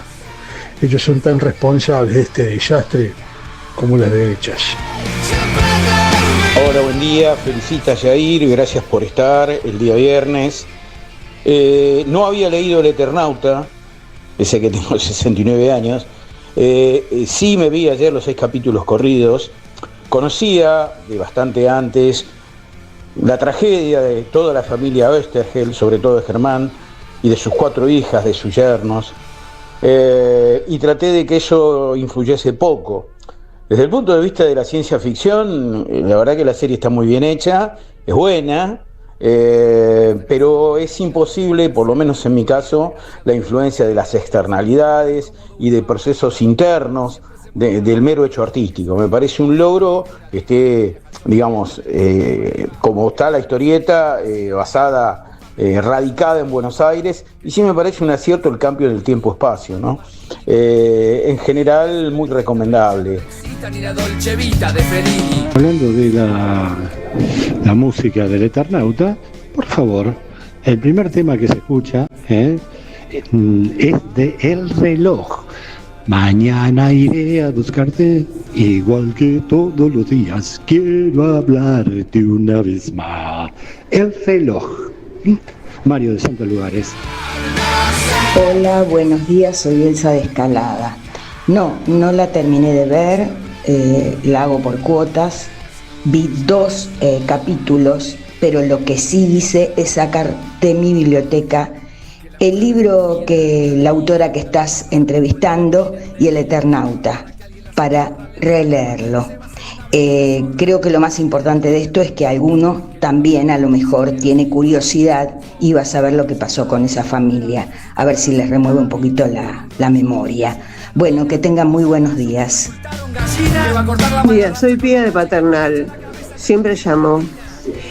Cristina va a ir presa por no sé qué de vialidad, bueno, no entiendo. Ahora, ¿cuándo le toca a Macri? Que pidió un montón de plata en el Fondo Monetario Internacional, yo no vi ni una sola obra y lo estamos pagando nosotros, fue todo robo. ¿Cuándo le toca a Macri? Eso es lo que quiero saber. ¿Cuándo lo van a nombrar a Macri por toda la plata que robó? Y si no, que me muestren las obras que hizo con esa plata que estamos pagando nosotros. Pero muchas gracias, qué lindo escucharlos. Cuántas preguntas interesantes y cuántos datos que nos dejan ahí. Me encanta el análisis aparte del Eternauta. Sí, entre ellas, ¿cuándo va preso Macri? Te mando un beso grande. Todos nos preguntamos lo mismo, una bandera que diga, pero una remera, pero sí. Me parece que está difícil. No. Es cierto el tema del reloj, pero el primero que suena es de Gilda. El primero de Gilda. Está muy bien musicalizada. Me gustó mucho encontrar un temita del Mató, me parece que tiene que ver con la actualización también ahí, ¿no? Y el tema de la Negra Sosa que suena en un momento justo también. Bueno, no voy a decir en qué momento. Basta, viejo, voy a cambiar de radio. Me voy a trabajar a Radio Mitre, chao. No voy a decir nada más. Los voy a invitar a todos ustedes porque ya estamos cerquita. Qué lindo, nos vamos a Santa Rosa con el profe Signorini, que vuelve a La Pampa, como en aquel momento cuando volvió con el Diego, ahora vuelve con nosotros. De la gloria a la nada. Espero que no lo piense así porque no va a querer venir. No, la vara estaba. Uno vuelve siempre a los viejos sitios donde amó la vida, así se llama este encuentro, este conversatorio con entrada libre y gratuita el próximo sábado 10 de mayo 18:30 en el Medasur, en la avenida Belgrano Sur 180 en Santa Rosa. Los que están cerquita de Santa Rosa y quieren ir van a pasar un gran momento. El profe va con muchas ganas, vamos a charlar de todo, no solamente de los días que pasó el Diego allí en Santa Rosa, sino mucho de actualidad, de fútbol y de política. Se mete por todos lados si se trata del profe, ¿no? Y el profe que es un filósofo, un futbolista, un poeta, un tipo que tiene una mirada del deporte y la sociedad que la verdad es para ponerle un cuadrito. No les voy a contar mucho ahora, les voy a contar después de que vayamos, ¿no? De lo que se está armando algo muy lindo, pero queremos invitarlos a todos ahí. 18:30 en el centro Medasur, el profe Signorini vuelve a La Pampa, así que si estás escuchando, te esperamos. Vi que estuvo hablando con varios medios, habló por supuesto con nuestros amigos de FM Sonar, el profe, así que bueno, abrazos a todos los que están ayudándonos, primero los que se pusieron la camiseta y enseguida ayudaron, acompañaron para que podamos hacer este viaje, y segundo a quienes están dándonos una mano con la difusión. Sé que hay muchos clubes esperándolos, muchos clubes de barrio, muchos pibitos con ganas de charlar con el profe, así que será sin duda es un gran momento. ¿Sabías que hospedándote en Unit Santa Rosa con amigos o en familia podés aprovechar una promo imperdible? Reserva una habitación, obtener la segunda al 50% de descuento, disfrutar de una estadía completa con desayuno buffet, acceso al gimnasio, wifi en todo el hotel. Y esto no es todo, podés acceder también a un 30% de descuento para tu próxima escapada en otros hoteles de la cadena Álvarez Argüelles. Reserva ahora al 223 43 75 607 o escribinos a reservas.santarosa@unithoteles.com. Si andás por Santa Rosa, pasás por Santa Rosa, muchos van de pasada, bueno, les recomiendo el Unit. Y para vos que estás en la Feria del Libro, ¿fuiste? Sí. No fui todavía, voy a ir el domingo. Vi que había bastante preocupación porque hay menos gente y se nota este año. ¿Y qué te parece? Si hoy vas para la Feria del Libro, te quiero invitar al Día de La Pampa en la Feria Internacional del Libro de Buenos Aires. Este viernes 2 de mayo se celebra el Día de La Pampa en la Feria Internacional del Libro. Habrá presencia de diferentes autoridades, el ministro de Gobierno y Asuntos Municipales, Pascual Fernández, secretario de Cultura, Pablo Lucero Álvarez, y representantes de la Universidad Nacional de La Pampa, de la editorial Voces, de la Asociación Pampeana de Escritores y de la agrupación Autoras y Autores Independientes de La Pampa. Este encuentro tendrá lugar a partir de las 19 en la sala Alfonsina Storni en el pabellón blanco de La Rural. A través de la Secretaría de Cultura provincial, La Pampa está participando de esta Feria del Libro con una importante presencia institucional en el stand del Ente Cultural Patagónico que integra junto con las provincias de la región. El espacio provincial exhibe 230 títulos que reúnen la diversidad de voces y géneros de la producción cultural pampeana, 182 títulos de arte propio perteneciente a la Secretaría de Cultura, 27 de la editorial de la Universidad de La Pampa, 13 de la cooperativa 7 Sellos y 8 de la colección Voces de la editorial de la Cooperativa Popular de Electricidad. Así que todos y todas están invitados por allí. 13:30, voy a ir un poco más tarde a la tanda porque este chico no quiere trabajar, Charlie. Vamos con Jair Sibel. Viejo, debería ser 1 de mayo todo el año, pero te voy a contar que el que realmente está en problemas es Donald Trump. ¿Por primera vez... El hombre más poderoso del mundo, nos cuenta. Bueno, discutámoslo después si él es él o Elon Musk, ¿no? Pero ya nos meteremos en ese debate. Desde 2022 y por primera vez la economía estadounidense se contrajo 0.3%, es la caída del Producto Bruto Interno en Estados Unidos, y la causa de esto es obviamente la guerra de aranceles que imprimió Donald Trump para su país y contra China, y que hizo que aumentaran muchísimo las importaciones. O sea, mucha gente previendo que iban a aumentar los productos, los insumos y las materias primas,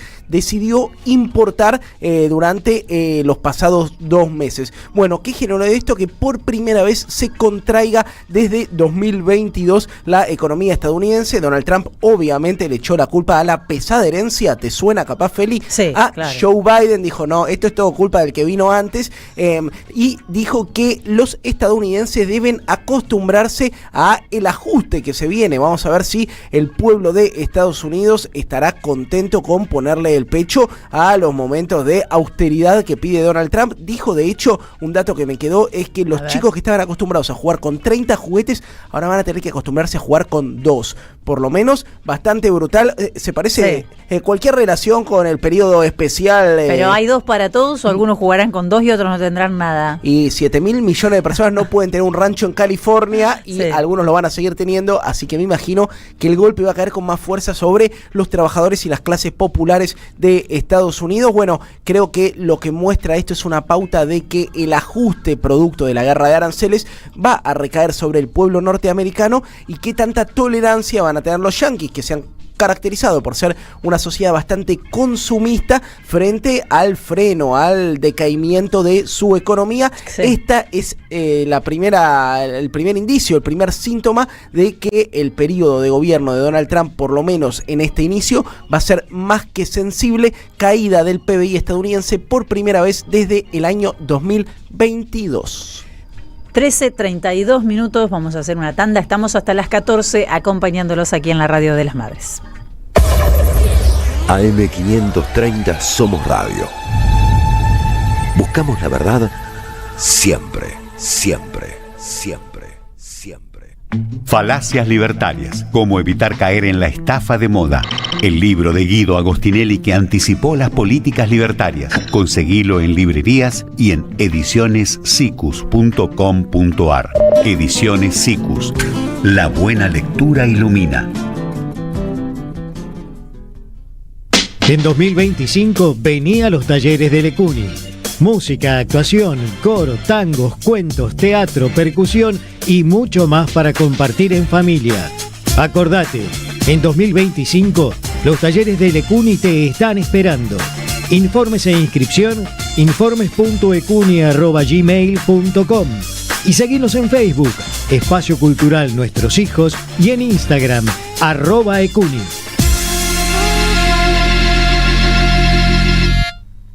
Tronador, agua mineral, botellones y dispensers para el hogar y la oficina. Hacé tu pedido al 4201-2627 o mandanos un mail a info@aguatronador.com.ar. Tronador, agua de mesa envasada. 12 de octubre 632 en Avellaneda.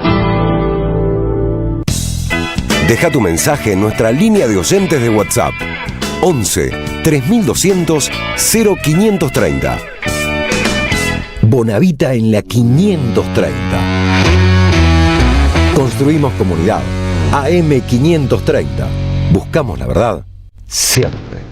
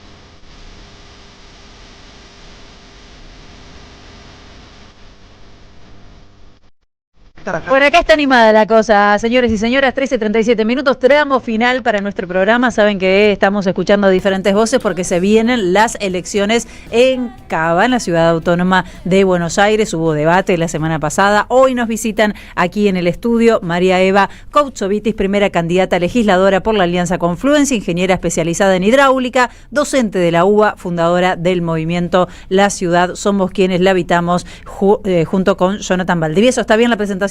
Está perfecta. Y además compañera de esta radio.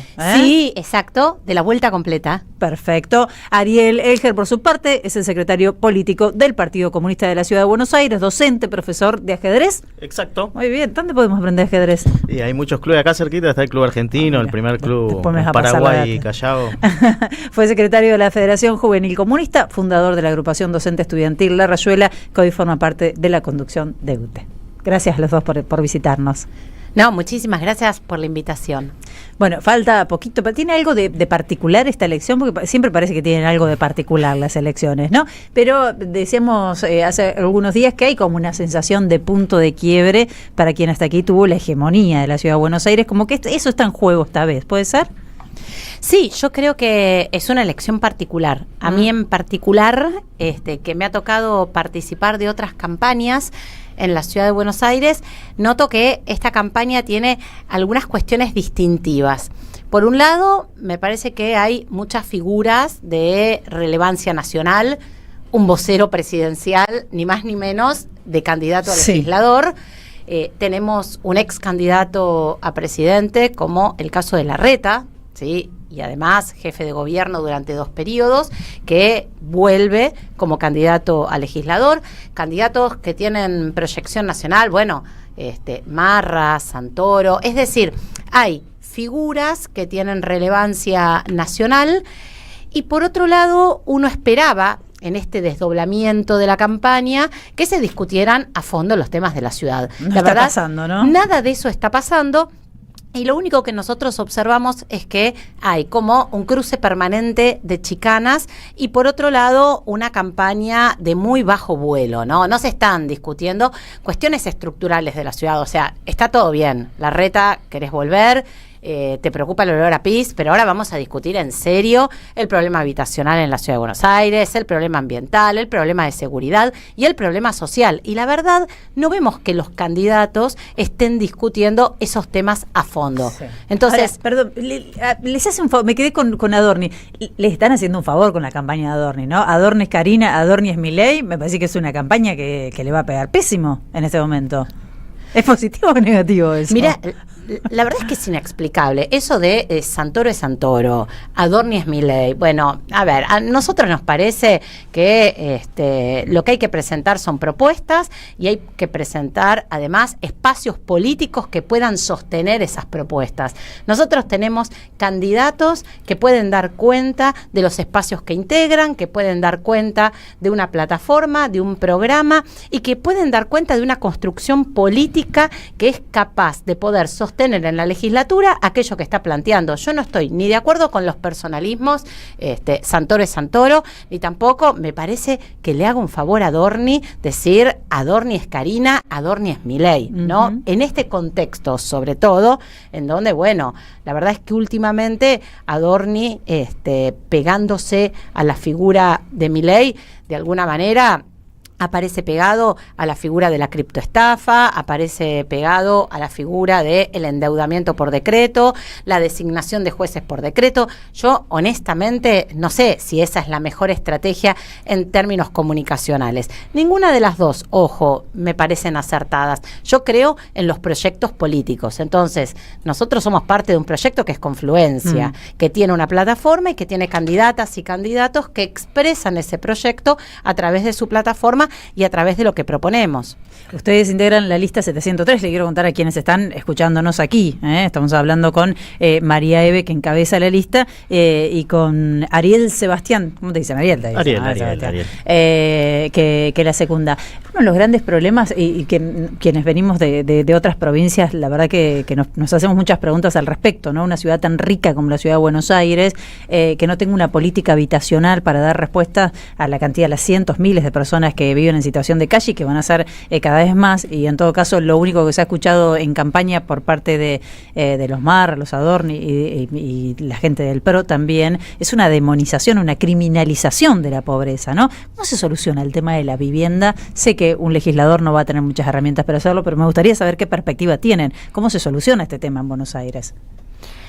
Mira, nosotros hace mucho tiempo que venimos discutiendo propuestas vinculadas a la temática de la emergencia habitacional, que como vos planteás, no son solo las cientos de o decenas de miles de personas que se encuentran en situación de calle, sino que estamos hablando de 500.000 de personas que están en emergencia habitacional y que la ciudad tiene que tener una respuesta para eso.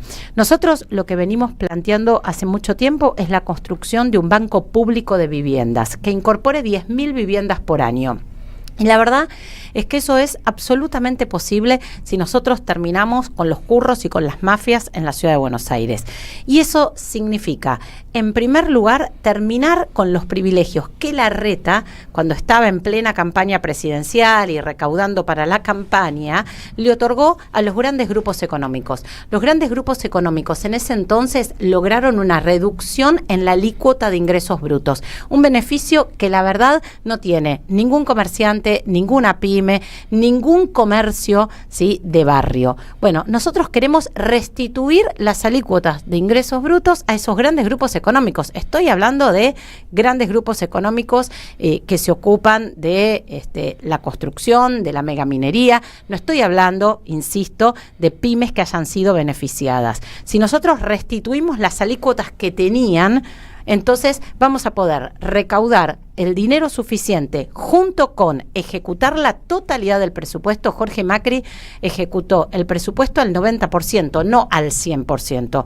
Si lo hubiera ejecutado al 100%, hubiéramos podido incorporar 10.000 viviendas a ese banco público de viviendas directamente comprándoselas al sector privado. Entonces, imaginemos 10.000 viviendas todos los años construyendo un banco público de viviendas como tiene, por ejemplo, la ciudad de Viena.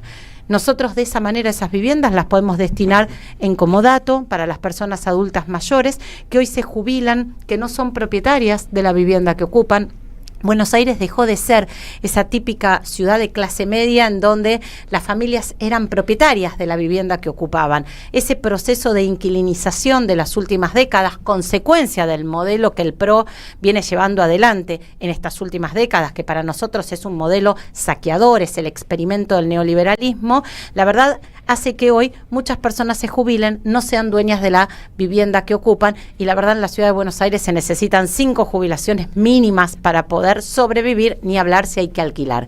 Pero además ese banco público de viviendas puede estar destinado en alquiler social, puede estar destinado a quienes se encuentran en emergencia habitacional, y por otra parte, ese banco público de viviendas regularía el mercado inmobiliario, que es uno de los mercados más desregulados del planeta Tierra, y eso es muy importante. Así que nosotros tenemos esa propuesta concreta con la que venimos trabajando hace mucho tiempo. Y también creemos que hay que empezar a discutir algunos otros mecanismos, porque las viviendas suntuosas, esas superviviendas suntuosas que se construyen, que no están en venta, que no están en alquiler, que nunca son habitadas, tienen que tener algún tipo de impuesto. Entonces, a mí me parece que entre el impuesto a las grandes viviendas suntuosas y el Banco Público de Viviendas podemos empezar a mitigar la emergencia habitacional que transita la ciudad. ¿Cómo les va? Un gusto tenerlos acá. Les pregunto, digo, es una elección muy especial, hay 17 candidaturas y uno pensaría, hay 2 grandes espacios que han sido históricamente opositores al macrismo, a Larreta, al gobierno nacional, que uno los pensaría como la lista de Santoro, la unidad de ciertos sectores del peronismo, y la lista del Frente de Izquierda, la expresión de algunos de los sectores partidarios vinculados al trotskismo, más que nada de la izquierda. ¿Qué rol viene a jugar la apuesta de confluencia y por qué no están dentro de estos 2 grandes marcos? Digo, ¿por qué yo, como un ciudadano porteño profundamente antimacrista y opositor a esta ciudad, votaría a confluencia habiendo también estas otras 2 opciones en la palestra? Sí, yo creo que primero viene Confluencia a construir un nuevo sueño y una nueva esperanza. Yo creo que, volviendo a los orígenes de la charla, la gran preocupación de esta elección es la apatía y la crisis de representación, de discusión política. Digo, esta idea fuerza que tira Eva sobre el Banco Público de Inmueble no la están planteando otros candidatos, y estamos en una preocupación como ha pasado en las elecciones de Santa Fe, donde hay un gran nivel de abstención, y veremos cómo son las próximas elecciones en Chaco, en San Luis, en Jujuy, en Salta. Entonces creo que Confluencia viene a construir una esperanza, un sueño, a que realmente los ciudadanos, los porteños y porteñas, quienes viven, trabajan, quienes son de otros lugares y han venido a construir su proyecto en la ciudad de Buenos Aires, tengan un espacio donde participar, proponer, en traer propuestas de transformación para la ciudad de Buenos Aires. Entre otras cosas, vemos que hoy lo que era Unión por la Patria y todo ese proyecto, encontramos que el primer candidato es quien defendió a ultranza el acuerdo con el FMI, o sea, defendió lo que es la estafa al pueblo argentino, lo que es el endeudamiento por 44.000 millones de dólares que se fugaron y que no ha quedado registro, y en vez de investigar esa deuda ilegítima, ilegal, se convalidó, y vemos que también muchos de sus legisladores y legisladoras son los que en la ciudad de Buenos Aires o han sido cogobierno o le han votado los proyectos de ley o se han abstenido en proyectos claves como la profesionalización de los enfermeros, que es otra de las problemáticas importantísimas de la ciudad de Buenos Aires. Y vemos también a los compañeros del FIT hace tantos años que también se pelean entre ellos. Veamos, ayer mismo hubo varios actos del 1 de mayo donde ni siquiera estuvieron de forma unitaria, que valorando algunas de sus luchas y acciones, porque uno no puede negar que han estado, se han transformado, creemos nosotros también, en una propuesta institucional, en una propuesta simplemente parlamentaria que representa un porcentaje, pero que no se propone generar un espacio de las amplias mayorías para realmente ser gestión, para salir de la consigna y traer propuestas concretas que resuelvan las problemáticas de toda la ciudadanía y las personas que se mueven, que estudian, que trabajan en la ciudad. Dejar de ser consigna o dejar de ser un espacio institucional para realmente ser una fuerza emancipadora, una fuerza transformadora, una fuerza que vuelva a contagiar las ganas de participar, de militar, y que es posible y es necesario transformar la realidad en la que estamos. Qué importante, ustedes vienen insistiendo en que los trabajadores tienen que llegar a la legislatura, ¿no? Uno de los grandes problemas que estamos teniendo es lo que pasa entre la campaña y lo que se dice en campaña y lo que sucede después cuando llegan a la banca, ¿no? Que lo estamos viendo en el Congreso, no con todos, porque sería injusta, pero con un gran sector, y esto nos trae un gran problema de representación y un gran problema político, que es el descreimiento de la política. ¿Por qué sucede esto? ¿Por qué nos cuesta tanto tener trabajadores que representen justamente a los laburantes en todas las instancias, no solamente en la ciudad de Buenos Aires? Bueno, la verdad es que nosotros, o sea, frente a tu pregunta, lo que puedo contestarte es que en nuestras listas vas a encontrar trabajadoras y trabajadores que además desde sus lugares de trabajo nos venimos organizando para defender los derechos de los laburantes. Yo, además de ser ingeniera, tengo la responsabilidad de ser la secretaria gremial del gremio de docentes universitarios en la Facultad de Ingeniería hace mucho tiempo. El resto de mis compañeras y de mis compañeros también.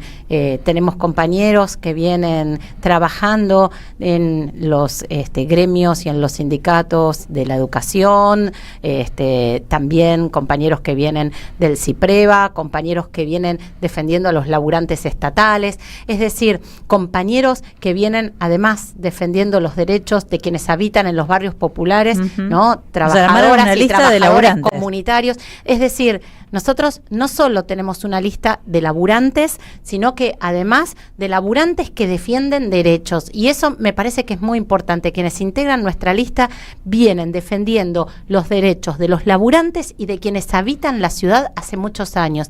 Porque quienes integran nuestra lista fueron los que en el 2018, como contaba Ari, fueron a la justicia para declarar que la deuda que había contraído Macri era, además de ilegítima, ilegal, porque no había pasado por el Congreso y había violado los propios estatutos del fondo.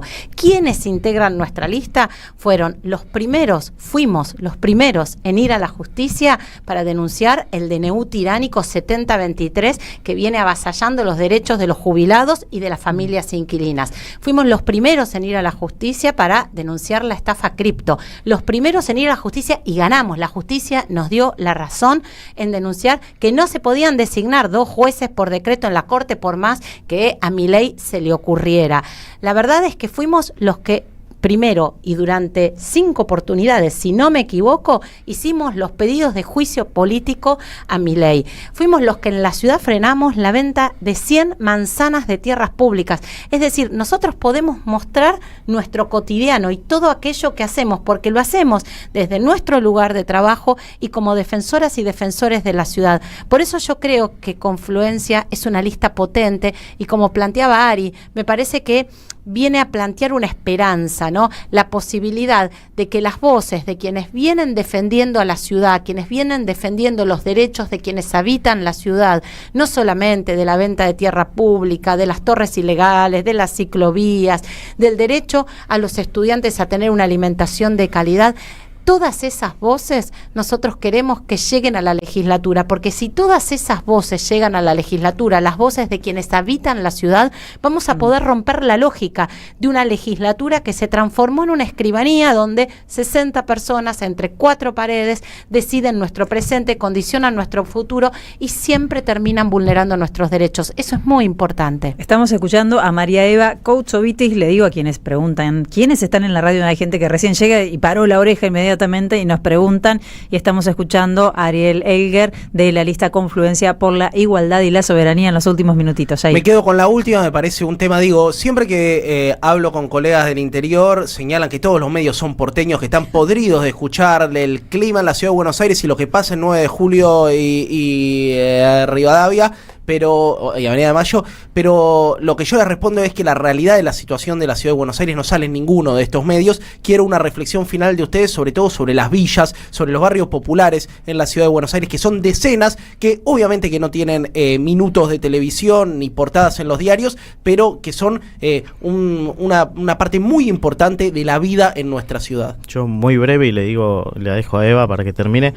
Yo creo que igual tenemos que hablar de la solidaridad y la fraternidad, volver a construir, porque hoy también las grandes candidaturas o espacios que aparecen nos han insistido en diferenciar la ciudad de Buenos Aires del conurbano, diferenciar la ciudad de Buenos Aires con el interior, de que los porteños y los porteñas, y nosotros tenemos que volver a construir también, dejar ese individualismo, ese egoísmo y volver a construir también un proyecto de solidaridad y fraternidad entre todos y todas, porque la ciudad de Buenos Aires es la ciudad de la Argentina, es la ciudad de más de 9 millones que vienen a trabajar o que vienen a estudiar o que se movilizan en la ciudad de Buenos Aires o que vienen a recorrer y entre otras cosas pagan los impuestos de ingresos brutos, los principales impuestos de la ciudad de Buenos Aires, y por lo tanto también la ciudad de Buenos Aires tiene la obligación de ser solidaria con el resto de la Argentina y del conurbano y los grandes problemas de transporte, de educación, de salud, de ciencia y técnica se van a resolver de manera integral, no lo resuelven solamente la ciudad de Buenos Aires, y tenemos que hacer foco también en volver a recuperar esa solidaridad y fraternidad. La dejo a Eva. No, yo retomo lo que vos contabas o preguntabas recién respecto a lo que sucede en las villas. En la ciudad de Buenos Aires, 1 de cada 7 habitantes no accede al agua potable. Todos los días, 140.000 personas en la ciudad, el distrito más rico del país, con presupuesto europeo, junta agua en baldes y en tachos. Nosotros hace años que venimos defendiendo a los habitantes de los barrios populares. Es más, nuestra tercer compañera, nuestra tercer candidata es Mónica Ruejas, una histórica compañera que viene peleando por el derecho de quienes habitan en las villas a poder habitar con dignidad en sus barrios. Nosotros impulsamos la urbanización de muchísimas villas de la ciudad de Buenos Aires y hemos presentado muchos proyectos de ley para que se garantice el acceso al agua en igualdad de condiciones. Pero ¿sabías qué pasó? Cuando llegábamos a la legislatura con esos proyectos y con los compañeros de los barrios populares, no había un solo legislador que quisiera siquiera darle estado parlamentario. A mí me parece muy importante lo que plantea Ari, y me parece que hay otro tema que es muy importante. ¿Por qué Buenos Aires?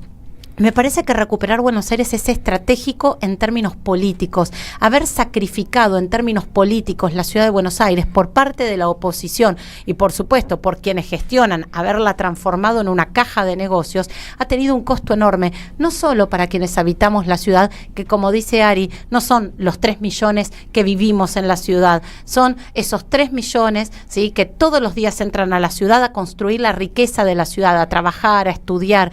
Bueno, a mí me parece que nosotros tenemos que recuperar la ciudad porque la ciudad ha sido el trampolín político de las peores experiencias a nivel nacional. Sí. De acá salió Mauricio Macri presidente y de acá salió también Milei. No nos olvidemos de eso. Recuperemos la ciudad de Buenos Aires para todos quienes habitan la ciudad, que insisto, somos millones los que tenemos derecho a habitar esta ciudad, a visitarla, a disfrutarla, ¿sí? A trabajar, porque somos millones y millones los que construimos la riqueza de esta ciudad. Gracias, quiero decirle a los dos que además estas voces, ustedes saben, no tienen tampoco tanto lugar en los grandes medios. No, por eso muchísimas gracias. 3 candidatos escuchás, nada más, no tienen nada que agradecer, o sea, está la radio de las madres y acá se escuchan todas las voces y especialmente estas voces. Acá llegan muchos mensajes. Un minuto, Eva, porque alguien que dice, yo no conocía Confluencia, ¿de dónde viene Confluencia? Alguien me pregunta, ¿es el radicalismo Confluencia? Contales qué es Confluencia. No, mira, Confluencia es un espacio que está conformado por Unidad Popular, por el movimiento La Ciudad Somos Quienes la Habitamos, por el PC, por Soberanos, por Patria de Iguales, por el Movimiento Popular La Dignidad, por el Observatorio del Derecho a la Ciudad. Bien. Y por un montón de referentas y referentes que, como les contaban, venimos defendiendo los derechos de quienes habitan la ciudad. Así que, la verdad, no tenemos nada que ver con el radicalismo. Somos una expresión popular de muchísimas fuerzas que hace muchísimo tiempo venimos haciendo recorridos parecidos y hemos podido confluir en esta confluencia y esperemos que, bueno, que en esta elección, el 18 de mayo, estas voces, las voces que defienden a los laburantes, que defienden los derechos de quienes habitan la ciudad, puedan llegar a la legislatura. Gracias a los dos nuevamente. Muchas gracias a ustedes.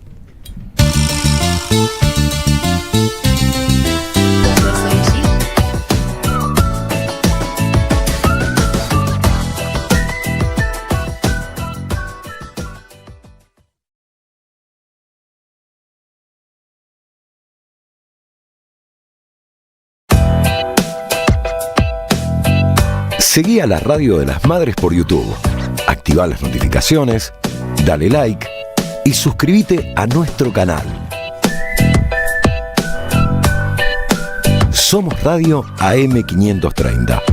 Construimos comunidad. Buscamos la verdad siempre.